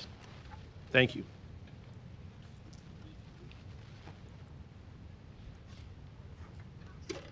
Hello, my name is Magnolia Bryant Holland, 3216 Myrtle Avenue, Omaha, Nebraska, 68131. I'm representing my Aunt Betty McDonald. Thank you so much. We are so honored and thankful that the love that you are showing Miss Vera Johnson and my Aunt Betty, and they love North Omaha, love North Omaha, and they organize Native Omaha Days through their club, Native Omahaan Inc. And there's some of the members here, and thank you very much for your loving service and everything. Aunt Betty, she got this congressional award for Black history for being of service to the Omaha community for over 50 years. And Miss Willis, your name is in here, love. These powerful women, thank you so much for honoring to rename these streets for them. Because of their love and service for our community, they just want people to understand and know that every 2 years they organize a week-long celebration to where the young and the old can come back together and celebrate culture, arts, equal opportunity with education and justice. And we just thank you so much for considering to do this for us. And also on behalf of my family, the Bryant Fisher family, we got a proclamation about 8 years ago for Emma Early Bryant Day because we are the largest family and the oldest family in North Omaha. And so this year will be 108 years that we're going to celebrate. So once again, thank you so much for the renaming for Vera Johnson and Betty McDonald. God bless. And God bless you, sweetie. Thank you. Good afternoon. Kimberly, middle initial C, Sherrod Barnes, president of the Native Omahans Club, P.O. Box 11561. Thank you all for taking this time to consider naming the two streets after our founders, Miss Betty McDonald and Miss Vera Johnson. As many have mentioned, the cultural context that these two women brought back in October of 1976 and started the first Native Omaha Days in August of 1977 with just 15 individuals has now grown to over thousands of individuals who have left Omaha, Nebraska, primarily North Omaha, and returned to celebrate. The notable instrument of this is the Gospel Fest that happens on Wednesday. That event was the most event that our founders really adored, simply because it started the tradition of the week, which is to fellowship in a spiritual nature and to love on each other. So the hope is that this street naming will continue to resonate in that form that Native Omaha Days, the week-long celebration, was done by 2 Black women way back in 1977 and has continued up until 2025. So this will be our 25th biannual celebration to honor both our founders. Again, I like to say their names, Miss Betty McDonald and Miss Vera Johnson. Without them, the community that we hold near and dear to our heart, North Omaha, would not be resounding as loud as it does without those 2 individuals. So thank you in advance for taking the opportunity to name these 2 streets in honor of our founders. Thank you.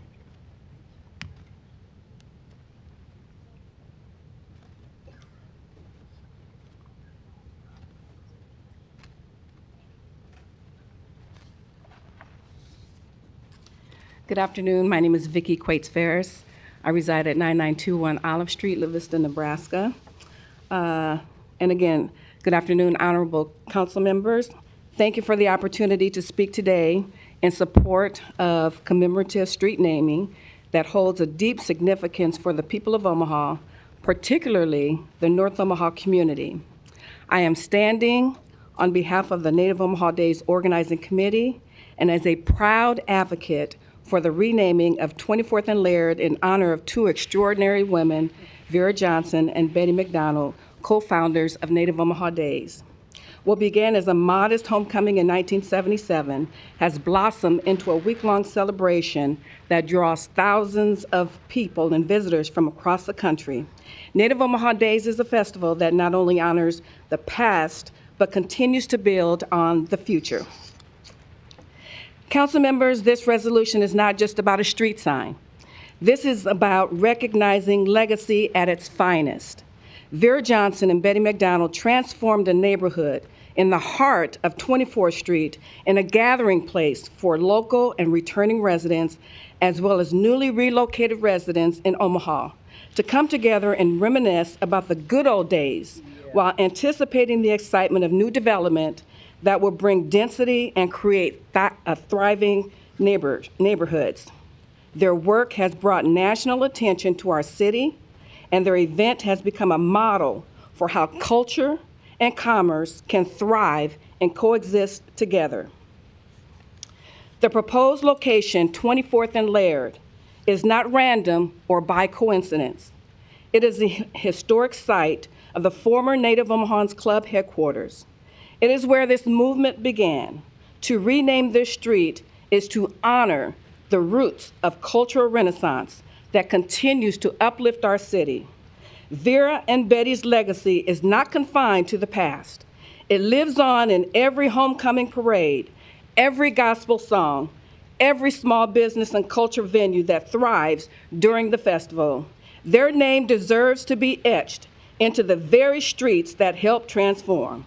By approving this commemorative street naming, you are not only recognizing 2 remarkable women, you are affirming the value of leadership these women exemplified.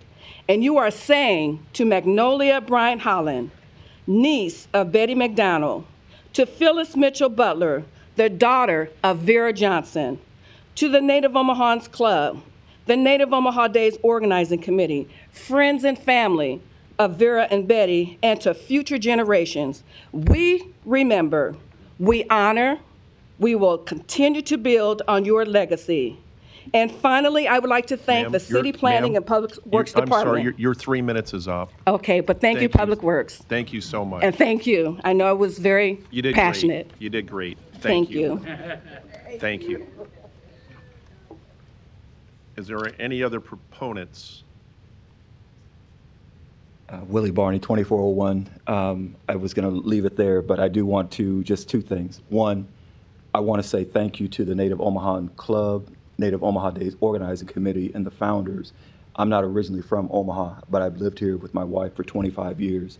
Both of our kids were born here in the city of Omaha, and so they are Native Omahans. But I want to say that the groups have been very welcoming. It's not only those from Omaha, but they are welcome to people from all over the country that come here. So that's one piece. The second thing I would emphasize is that it not only impacts North Omaha, as been said, we are further documenting the 20,000 plus people that come back to the city that spend and invest in Omaha, that go to the hotels and restaurants and small businesses. So there is a measurable impact, and we'll be sharing more of that as we go forward. But just wanted to say thank you for the council for considering this.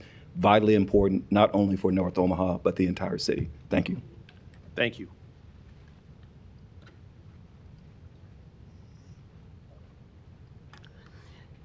Hello, Councilman, again. My name is Ella Willis at 4123 North 25th Avenue. And I just want to thank the Native Omaha Club, because that used to be my bar where I go and shake a leg at. Where I go and shake a leg at. At that particular time, I didn't have a walking stick, but I still get on the walking stick and go and shake a leg. So I want to thank Betty and all of them that sponsored the Native Omaha Club on 24th and Lake, because I live about 4 blocks from there. And that bar was really nice. I love the Native Omaha, and it's too bad that they is no longer in business, no more than at the motorcycle club. Yeah. So thank the Native Omaha. Thank all of y'all for it. Thank you for your legacy as well. Yes. Thank you. Thank you.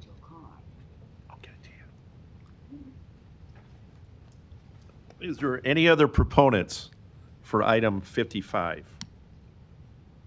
Seeing none, are there any opponents? Public hearing is closed. Councilmember Goodwin, you're recognized. Thank you, Mr. President. I just want to honor the Native Omaha Days Club and the committee for their hard work in organizing. You take months and months to come together and to plan these fabulous events. This is an economic driver as it brings thousands of people to North Omaha. And days like this on the City Council are what I think give us all the shot in the arm, the community, the unity, the resounding comments and acknowledgement of public service. And so I just want to personally honor Vera Johnson and Betty McDonald. I did want to just make a note. I know that some were saying street renaming versus commemorative street. I think some of you were saying that. It simply will be a commemorative street, meaning that Laird will stay the same, but those names will be adjacent to them. And that's just a technicality, because I know you have seen many commemorative street signs in the past. So I look forward to celebrating with you. I also want to make another note to Public Works and Planning that we really want to ensure that the area, along with residents, is spiffed up and ready to go for this special week-long celebration of Native Omaha Days. And I would motion to approve. Second. Got a motion and a second. Thank you. Council Member Festerson, you are recognized. Thanks, Mr. President. I also just too want to note the positivity and the emotion in the room today. It's really refreshing and great to see, and thanks for the great history you all provided around this event and Omaha itself. 108 years for your family, that's fantastic. And to Councilmember Goodwin's remarks and Mr. Barney's remarks, it is an economic driver. We had a committee meeting this morning that talked about conventions and tourism and all we do to try and attract those things. In the meantime, Vera and Betty have been doing that for years and years. 20,000 people, that's fantastic, and they just did it on their own. So it's a big impact to the entire city too. And I look forward to seeing you shake a leg again. Thanks, Mr. President. Thank you. No further lights. Roll call. Hug. Yes. Melton. Yes. Rowe. Yes. Festerson. Yes. Goodwin. Yes. Harding. Yes. Mr. President. Aye. Motion passed 7-0. Item 56, a resolution to approve the nomination of Betty McDonald Street as a commemorative street name on 24th Street from Laird Street to Manderson Street. The public hearing on item number 56 is now open. Are there any proponents here today? Who's your favorite council member too, by the way? You got to call that out. Press the Love, 6021 Villa de Sante. We spoke of the two wonderful women jointly on 55, and so I just want to stand on record. We surely recognize them individually on street signs, and so this resolution is part of the bigger picture. So I think we're all pro one more time. Thanks, President.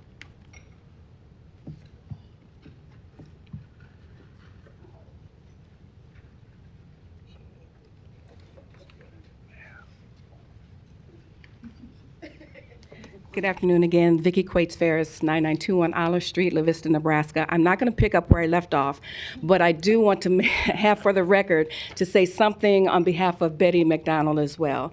So please make it for the record. What I said for Vera Johnson stands for Miss Betty McDonald, and you are all invited to our commemorative unveiling that will happen on Tuesday, July 29th at 6 p.m. at 24th and Laird. Thank you.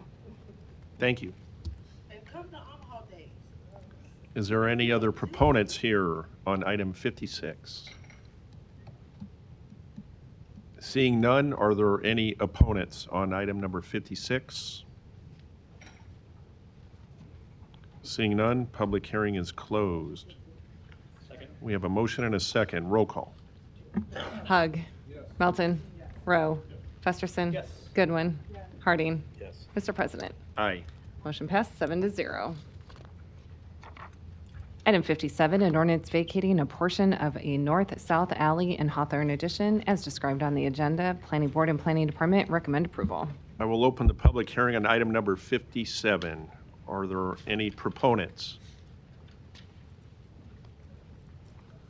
Seeing none, are there any opponents on item number 57? Public hearing is closed. Item 58, an ordinance vacating a portion of a north-south alley in Hawthorne Addition as described on the agenda. Planning Board and Planning Department recommend approval. The public hearing on item number 58 is now open. Is there any proponents? Seeing none, are there any opponents? Public hearing is closed. Item 59, an ordinance to approve a major amendment to the Falling Waters Commercial Mixed-Use District Development Agreement. Planning Board and Planning Department recommend approval. The public hearing is now open on item number 59. Proponents, please. Hi, yes, Rob Woodling, Foundations Development, 1886 South 126th Street.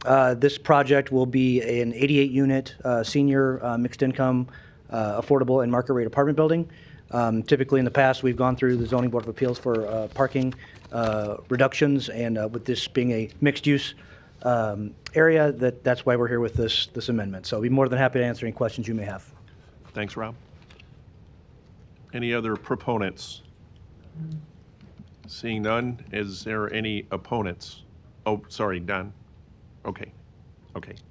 Any opponents on item number 59? Seeing none, public hearing is closed. Item 60, an ordinance to rescind ordinance number 42580, approving the 18 Howard Tax Increment Financing Redevelopment Project Plan. The public hearing is now open. Don, you were jumping out of the bullpen on me there. Proponent, good afternoon, Don. All right, good afternoon. Don Phaeton, City Planning. This project from 2021 has never coalesced and gotten off the ground, so it's time for rescission. And I'm available for any questions. Thank you. Is there any other proponents here on item number 60? Seeing none, is there any opponents?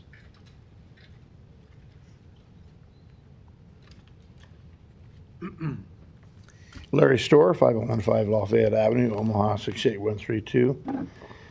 As usual, I'm against most TIF projects because I don't believe there's enough transparency about it. It does raise property taxes for people that aren't necessarily benefiting from it. And this weekend, I happened to go out to eat pizza at the area formerly known as Exarban.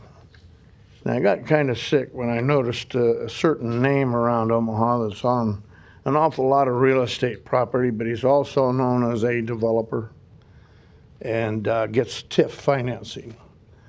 And it seems to me like there's a lot of conflict of interest in the TIF projects because the people are often a real estate professional also, and maybe a construction company also. So they're maybe dipping in the public coffers 2 or 3 times. And no matter what anybody says, the TIF projects does cost taxpayers money. Maybe not all taxpayers, but people that are taxpayers and homeowners that pay property taxes in those districts. So please stop trying to cover it all up. It does cost us money. Thank you. Thank you. Is there any opponents on item 60? Seeing none, public hearing is closed. Item 61, an ordinance to approve the South Omaha Global Market Tax Increment Financing Redevelopment Agreement. The public hearing is now open on item number 61. Good afternoon, Don. Don Seaton, City Planning, and I'm available for any questions you may have on this TIF agreement. Thank you. Is there any other proponents? Seeing none, is there any opponents? Public hearing is closed. Item 62, an ordinance to amend certain portions of Special Levy Ordinance Number 10380 for Weeds Group 2025-04. Public hearing is now open on item number 62. Is there any proponents? Seeing none, is there any opponents on item 62? Public hearing is closed. Item 63, an ordinance to accept and authorize disbursement from the Nebraska Crime Commission on law enforcement and criminal justice in the amount of $60,000 to implement a criminal justice internship program. Public hearing is open on item number 63. Proponents, good afternoon. Lieutenant Philip Ricker, representing Omaha Police. Thank you. Is there any other proponents? Seeing none, is there any opponents on item 63? Seeing none, public hearing is closed. Item 64, an ordinance to approve an amendment to the Master Lease Purchase Agreement for Lease Revenue Bonds, Series 2025C for the streetcar, A's Communication Opposition. Public hearing is now open on item number 64. Is there any proponents? Seeing none, is there any opponents?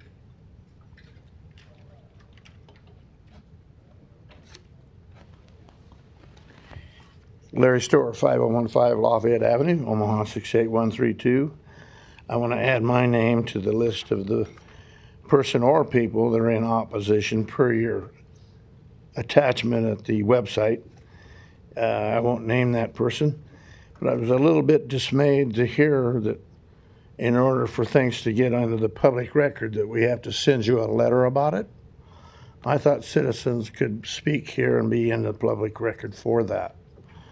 So I'm a little bit surprised, but that letter in opposition, people should go read that because it is transparent. You people are not. The streetcar, we were more or less misled on, still being misled on, and taxpayers aren't going to pay for it. Yeah, I'm sorry they are, and we're not being told the truth. Thank you. Thank you. Is there any other opponents? Public hearing is closed. Item 65, an ordinance to approve a lease purchase agreement for Lease Revenue Bond, Series 2025D for the city's riverfront revitalization area. Public hearing is now open on item number 65. Is there any proponents here today? Seeing none, is there any opponents? Public hearing is closed. Item 66, an ordinance to approve general obligation bonds, Series 2025A, in the amount not to exceed $45 million for the CHI Center. Public hearing is now open on item number 66. Is there any proponents? Seeing none, is there any opponents? Public hearing is now closed. Item 67, an ordinance to amend various sections of Chapter 11, Article 2 of the Omaha Municipal Code entitled Food Inspection and Protection. The public hearing is now open on item number 67. Proponents, please. Good afternoon. Good afternoon, Council. My name is Adam Carlson. I'm a registered environmental health specialist and supervisor of the Food Safety and Compliance section at the Douglas County Health Department at 1111 South 41st Street. Also here in attendance with me is the director of the Douglas County Health Department, Dr. Lindsay Hughes, the Division Chief of Environmental Health and Registered Environmental Health Specialist, Eric Bradley, and also inspectors and Registered Environmental Health Specialists, Sarah Pastillo, Colton Walensky, Tamara Rivera, and Austin Klingenberg. I'm extremely excited to present this proposed ordinance update to you today. The proposed ordinance will bring the Omaha Municipal Code into compliance with state statute and reflect current regulatory practices. But most importantly, it'll ensure the city of Omaha will provide some of the safest food in the country to its citizens and visitors.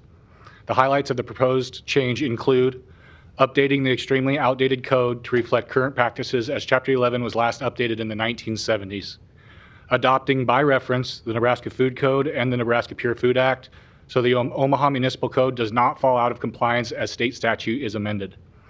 Striking redundant articles and articles that conflict with the state statute. And lastly, adding the requirement for all food handlers in Douglas County to obtain a food handler certification. So why would we want food handlers to have a certification in Douglas County? Foodborne illnesses are not a myth or a fairy tale. The most recent data released by the CDC shows that in 1 year, 9.9 million people in the U.S. acquired a foodborne illness. Of those, 53,000 were hospitalized and nearly 1,000 of them died. A majority of these illnesses and deaths could have been prevented with knowledge of safe food handling. A trained and knowledgeable food handling staff is the primary intervention to prevent foodborne illness. Food service staff cannot mitigate risk if they have no idea what the risks are in the first place. The transfer of norovirus, which contributes over 50% of foodborne illnesses nationwide, is primarily transferred to food by an ill food handler that does not properly wash their hands and contacts the food with their bare hands. Salmonella, the leading cause of death from foodborne illnesses, is commonly found in raw chicken. However, if restaurant staff know how to properly store, handle, and cook the chicken, the potential for the customer to become ill is eliminated. All of these things will be learned in the training and certification proposed in this ordinance.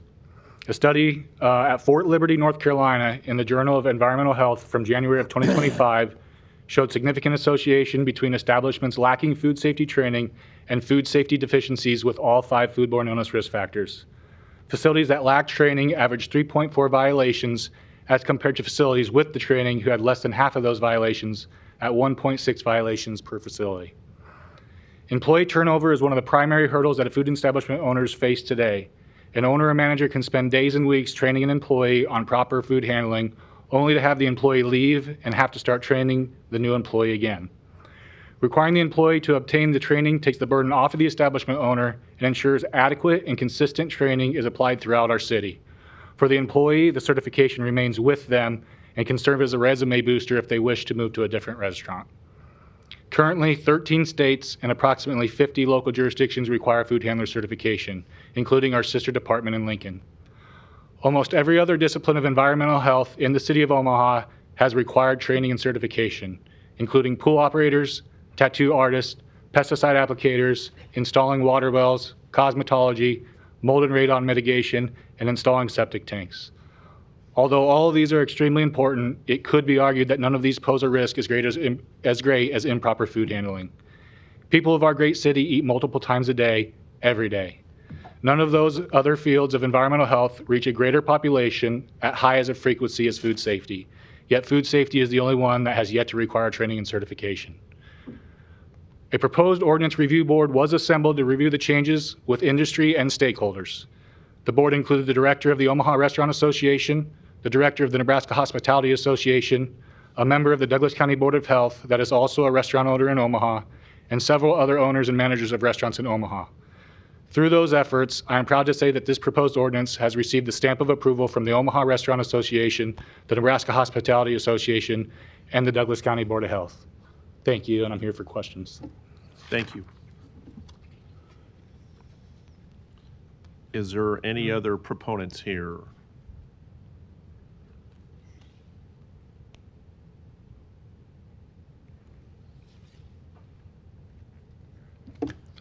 Omaha City Council.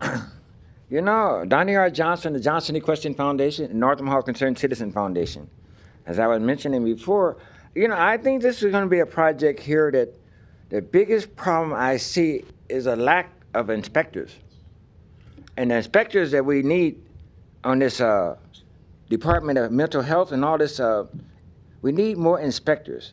And I think since Lee Terry was the last person on the City Council to go to the House of Representatives, I think Mr. Brinken Harding should be turned over to this when he gets to the House of Representatives. Because I noticed we have a big problem with inspectors. And at the same time, we was taught in the 70s and the 60s that tattoos are bad. Now they're just running out getting them. This is what Mr. Harding can bring back from Washington, D.C. when he becomes a House of Representative. It's what's going on with the, what is that Mr. Trump is talking about? Not taxing the restaurant people. Either or, when you get to Washington, D.C., Mr. Harding, you let us know and bring the information back. Mr. Lee Terry did it as well. Thank you. Thank you. Is there any other proponents?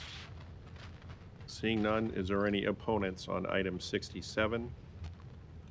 Public hearing is closed. Councilmember Festerson, you are recognized. Thanks, Mr. President. Adam, if you don't mind. Thanks for being here. I know you came back from Iowa and your family experienced a loss, so I want to express our condolences to you and your family. Thank you.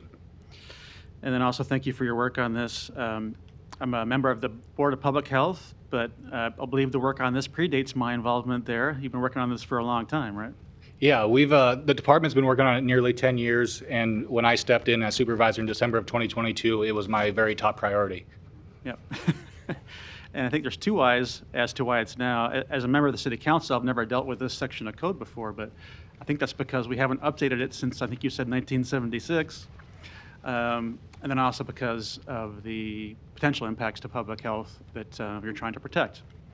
Then I thought you did a nice job of saying, it's a fairly large document we have before us today, but most of it's just crossouts for things that no longer even apply. And then there's a section that just enacts state law that is already state law, and things that you're already having to do, but just updates our code when it comes to dealing with food, with bare hand contact and things of that nature. But that new section is the food handler certification program that you discussed. So one of the things we always like to see about that and about something that we don't see every day here is that you've gone through a substantial process to engage parties with this update, make sure everyone's well informed and has had input into the suggested changes here. And I think you did a nice job mentioning that too. And you sent an email this morning that outlines, I think, the review board you put together in this respect that did include the Restaurant Association and the Hospital Association. Looks like several different restaurant owners here, and I think what is probably the Culinary Institute at Metropolitan Community College. Correct. So we appreciate all that background work, and that's what we expect to see when something like this comes together. And I think you must have done your job because we had no opponents here today. Yeah, thank you. So I appreciate all your work on this, and also our new city attorney, Tim Dolan, who helped put it together. And I look forward to supporting it next week. All right, thank you. Yep, thank you. Thank you. And also, Adam, I'll just say, you don't have to, you can sit down. I appreciate you bringing all those different groups of people together. I know it was a lot of work for you, so it's appreciated. Thanks for giving that information to the council in our briefings, but also being here today. Thank you. Thanks. Councilmember Melton, you're recognized. Thank you. And I wanted to thank you for sending the names of the people that were on the committee. I think what I'm somewhat concerned about is that we haven't received any communication from any of the associations in support of the permit, issuing of the permits. And I talked to a number of restaurant owners just since Friday, since we had our briefing, and none of them were aware of it. Yeah. And so I'm a little bit concerned that I don't know that it's actually gotten out to people. So the fact that there's no opponents here might be because people don't know about it. Yeah. Do you know if they're going to be sending any letters of recommendation or notifying the members of their association? I have a approval letter from the Nebraska Hospitality Association with me right now. The Omaha Restaurant Association sent me an email with their approval. I couldn't track that down, but I can get that for you. And yes, if the restaurants were not members of the Omaha Restaurant Association or the Nebraska Hospitality Association, it is very possible that they haven't heard about this proposed ordinance. Okay. Yep. Thank you. And I'm not that that's your responsibility, but since I hadn't heard from any of they might have had a member on there, but I don't know that necessarily equates to getting notice or whether they support or not support it. So I think that would be helpful information to receive over the next week.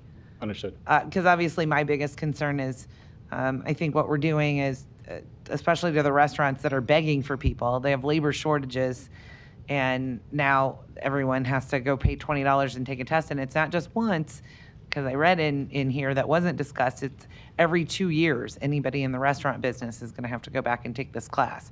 And that would include, I assume that I saw Salted Edge on there, but the chef at Mahogany or any other restaurant that's been doing this for 30 years, they're still every 2 years going to have to take this class. Correct. Standard industry practice, whether it be the training that Douglas counties would require if this passed, or any other of your popular food safety training platforms out there, 2 years is the standard interval that their certifications are good for.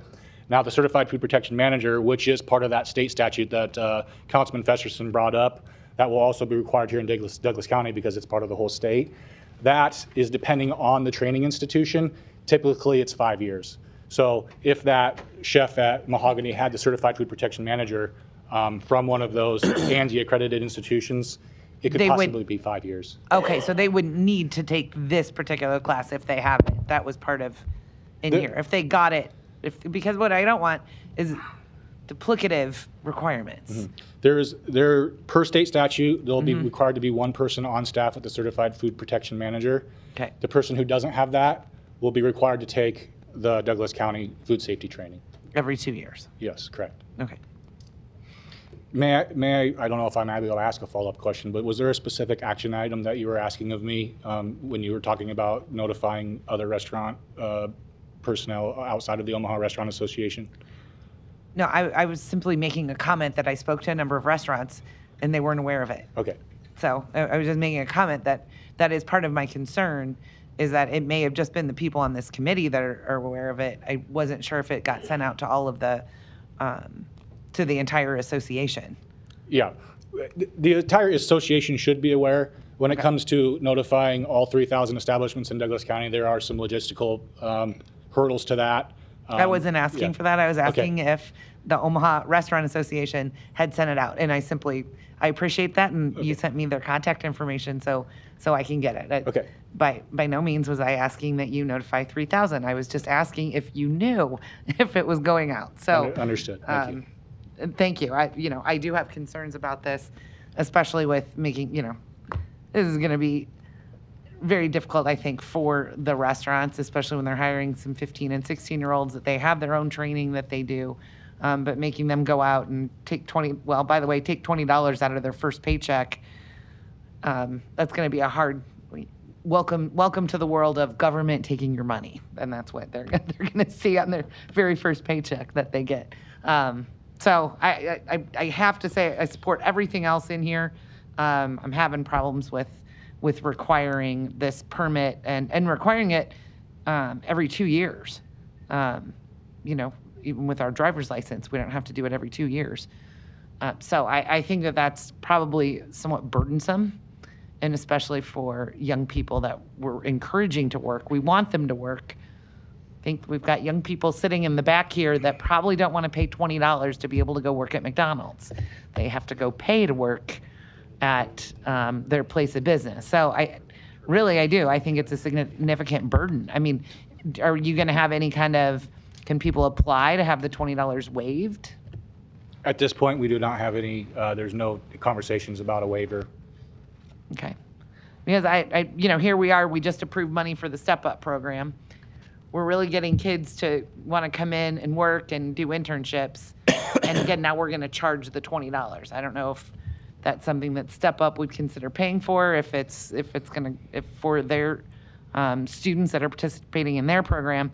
But again, I really don't like the government coming in and regulating. And then also, I think you said you're not generating revenue, but I think this will generate some revenue. And you have to go in and take a class. Have there been any outbreaks in Omaha? Because I haven't heard of any major outbreaks. Yeah, in recent history, I think we've been quite lucky when it comes to outbreaks. And that's basically what it adds up to, is pure luck. Well, I don't know that it is necessarily pure luck. I think a lot of the bacteria and a lot of the food,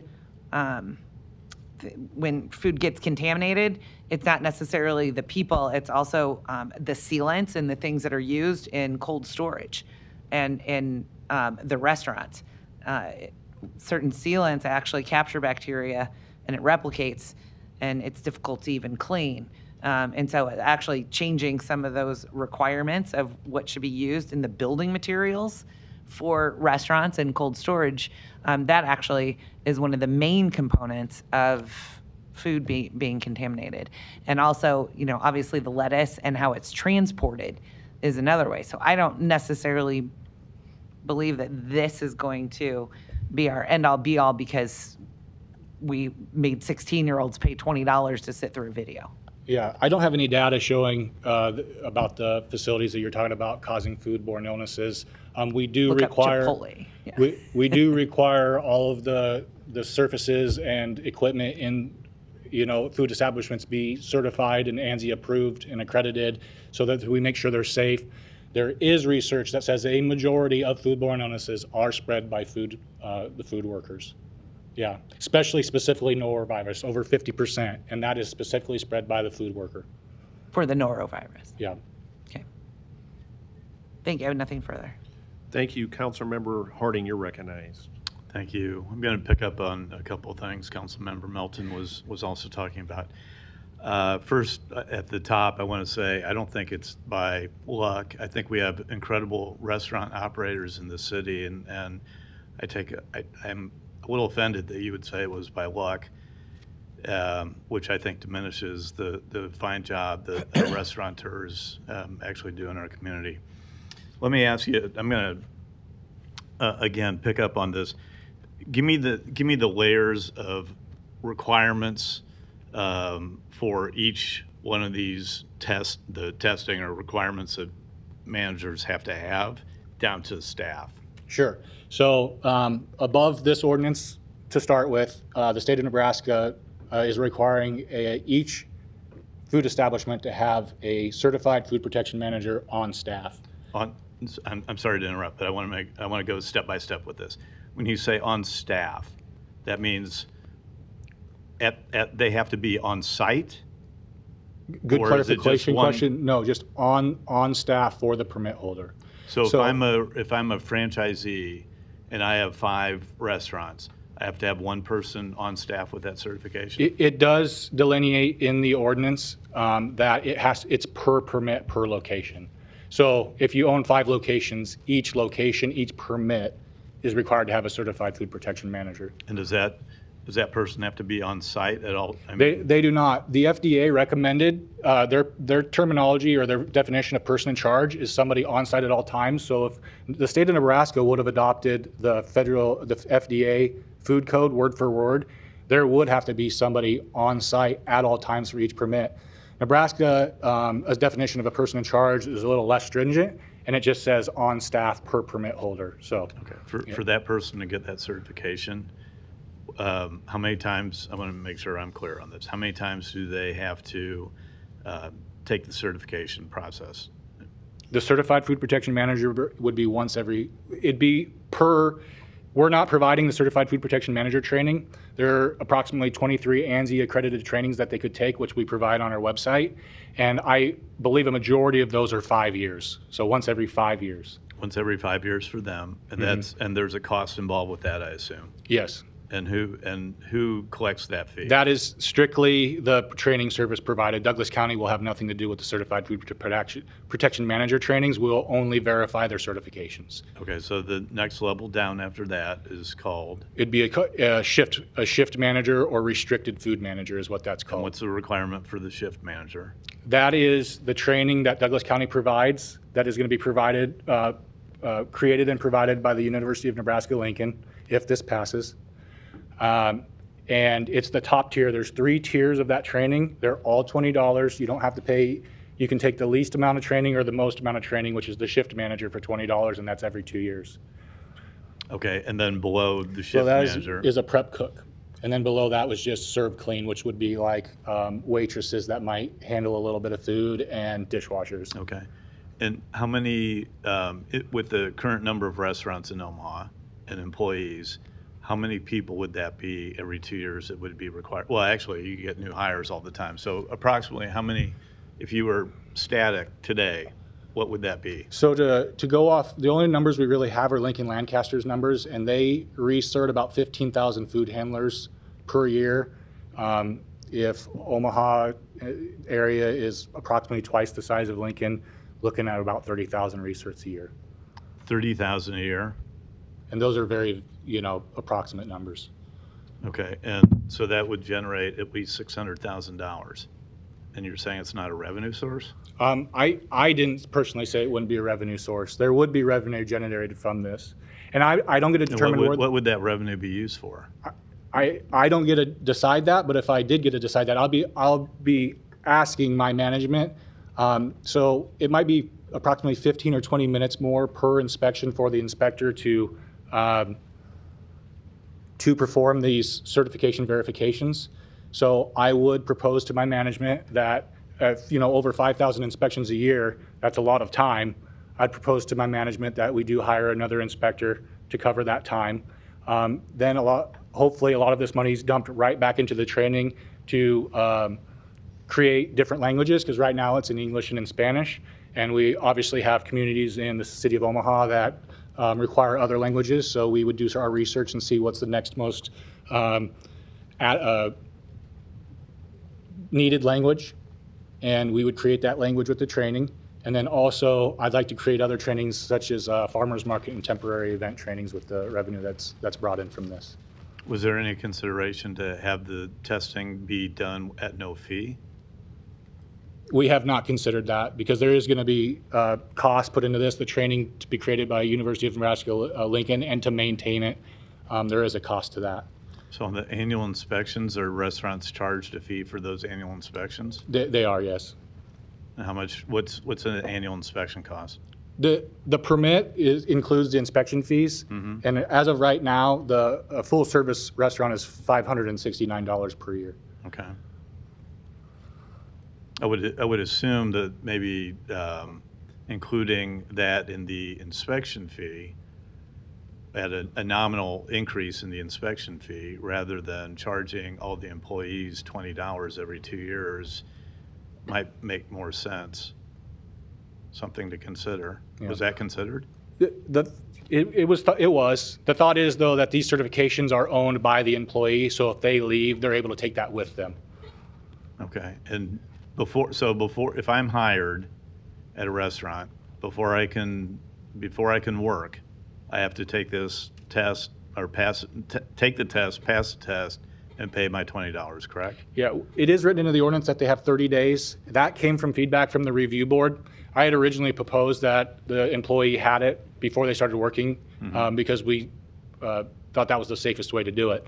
The review board said that might be a little tough. They'd like their employees to be able to earn a paycheck before they have to pay for this. So that was taken into consideration, and we moved that back to 30 days after they start before they need this certification. Okay, but they would have to pay for either maybe the restaurant picks it up but anyway, the fee has to be paid for and pass the test by 30 days. Correct. What's the testing process consist of? There's 3 levels to our Douglas County training. The first level, depending on your comprehension level, would take approximately 2 hours for each step. So 2 hours for the most basic level, up to 6 hours for the shift manager, depending on your comprehension level and your reading. 6 hours you said? Yeah. Okay.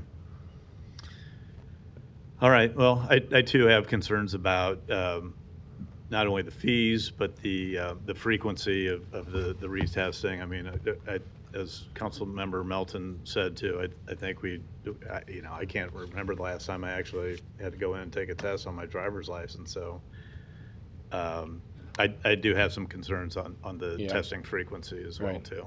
I know it's a little bit different because we're professionals and we're the ones inspecting the establishments, but the inspectors ourselves are required to have a certain amount of retraining every 2 years. So we have to have 24 hours of continuing education every 2 years. So there's always some new and different things that come about, and the training may change. We'll update that training every couple of years, and so there's always going to be something a little bit new and different to learn.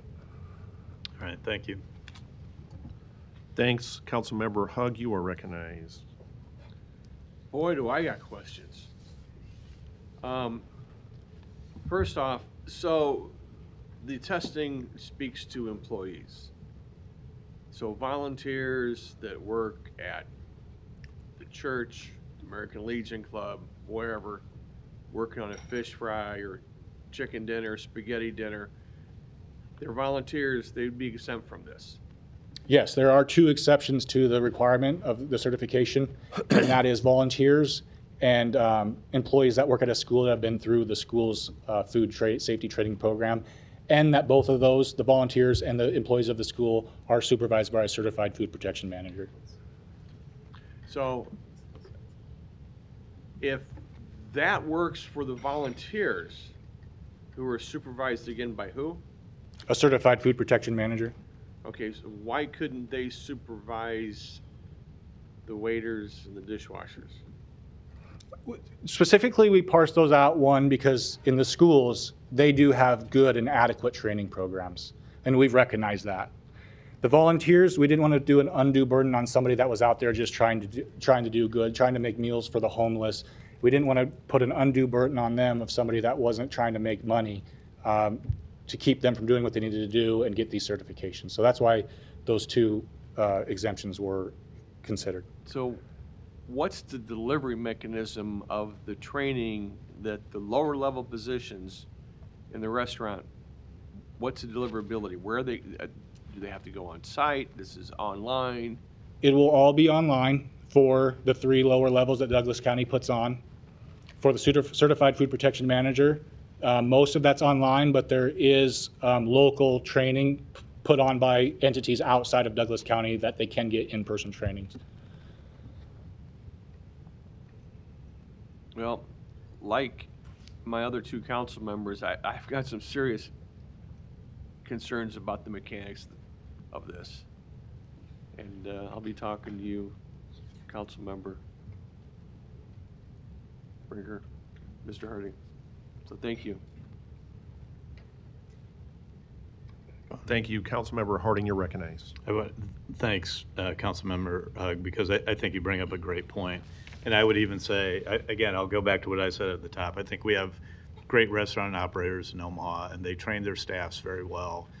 I would almost say that the volunteers at the fish fries and, you know, maybe Sons of Italy or whatever, maybe that's what you're thinking of, but no, you guys do. I would be more concerned with the volunteers not being properly educated in this. And I think it's a little, I'll say backwards rather than what I would probably normally say, but I do have some concerns about that. So yeah, let's have some discussion on that. Thank you. Councilmember Melton, you're recognized. So 2 quick questions. If it's all online, then are, you know, some of the 15, 16, 17-year-olds, how are they going to pay for it? If they're going to be required to have a credit card or a debit card to pay their $20 then, is that correct? Correct. Yeah. And then, so you said that there would have to be and forget, I might have the term wrong, the food protection manager, is that the one with the 5-year required by the state? Correct. So for the fish fries and things like that, that the Knights Club has put on, that's just what I'm thinking of, they're gonna have to have a food protection manager, or I know that the ladies at St. Robert's do the spaghetti feeds to pay for, you know, somebody has, the kid has medical bills and they'll do a spaghetti feed, and literally a bunch of moms cook spaghetti and sell it, but no one's a certified food protection manager. If they may not be required to hold a permit with the Douglas County Health Department, and that's per state statute. There are some entities that are exempt depending on what they're doing, that are exempt from our permit, and if they're exempt from our permit, then there would be no requirement for the certified food protection manager. Okay, so that would fall under that volunteer requirement, or? It depends on, it's situation by situation. It really depends on what they're doing and who they are, whether or not they meet state statute to be exempt from a permit or not. Okay, so I mean, I'm just thinking about funerals where you have the potluck and right. Everybody brings it to the church, you know, to the church community center for the potluck afterwards, and it's getting served. So are they going to have somebody on staff there too? Those type of events are exempt by state statute from needing a permit. Okay, and so you're going to exempt them as well? Correct. Okay, thank you. Thank you. No further lights. Non-action items 68 through 89, do not require public hearing or city council consideration at this meeting, but will be placed on a future agenda for public hearing and or vote. The reason for non-action is noted after the item on the agenda, as well as the date the item is expected to appear on agenda for consideration. Need a motion to adjourn? Motion second. Roll call. Hug. Melton. Rowe. Festerson. Goodwin. Harding. Mr. President. Aye. Motion approved. Meeting is adjourned at 4:14.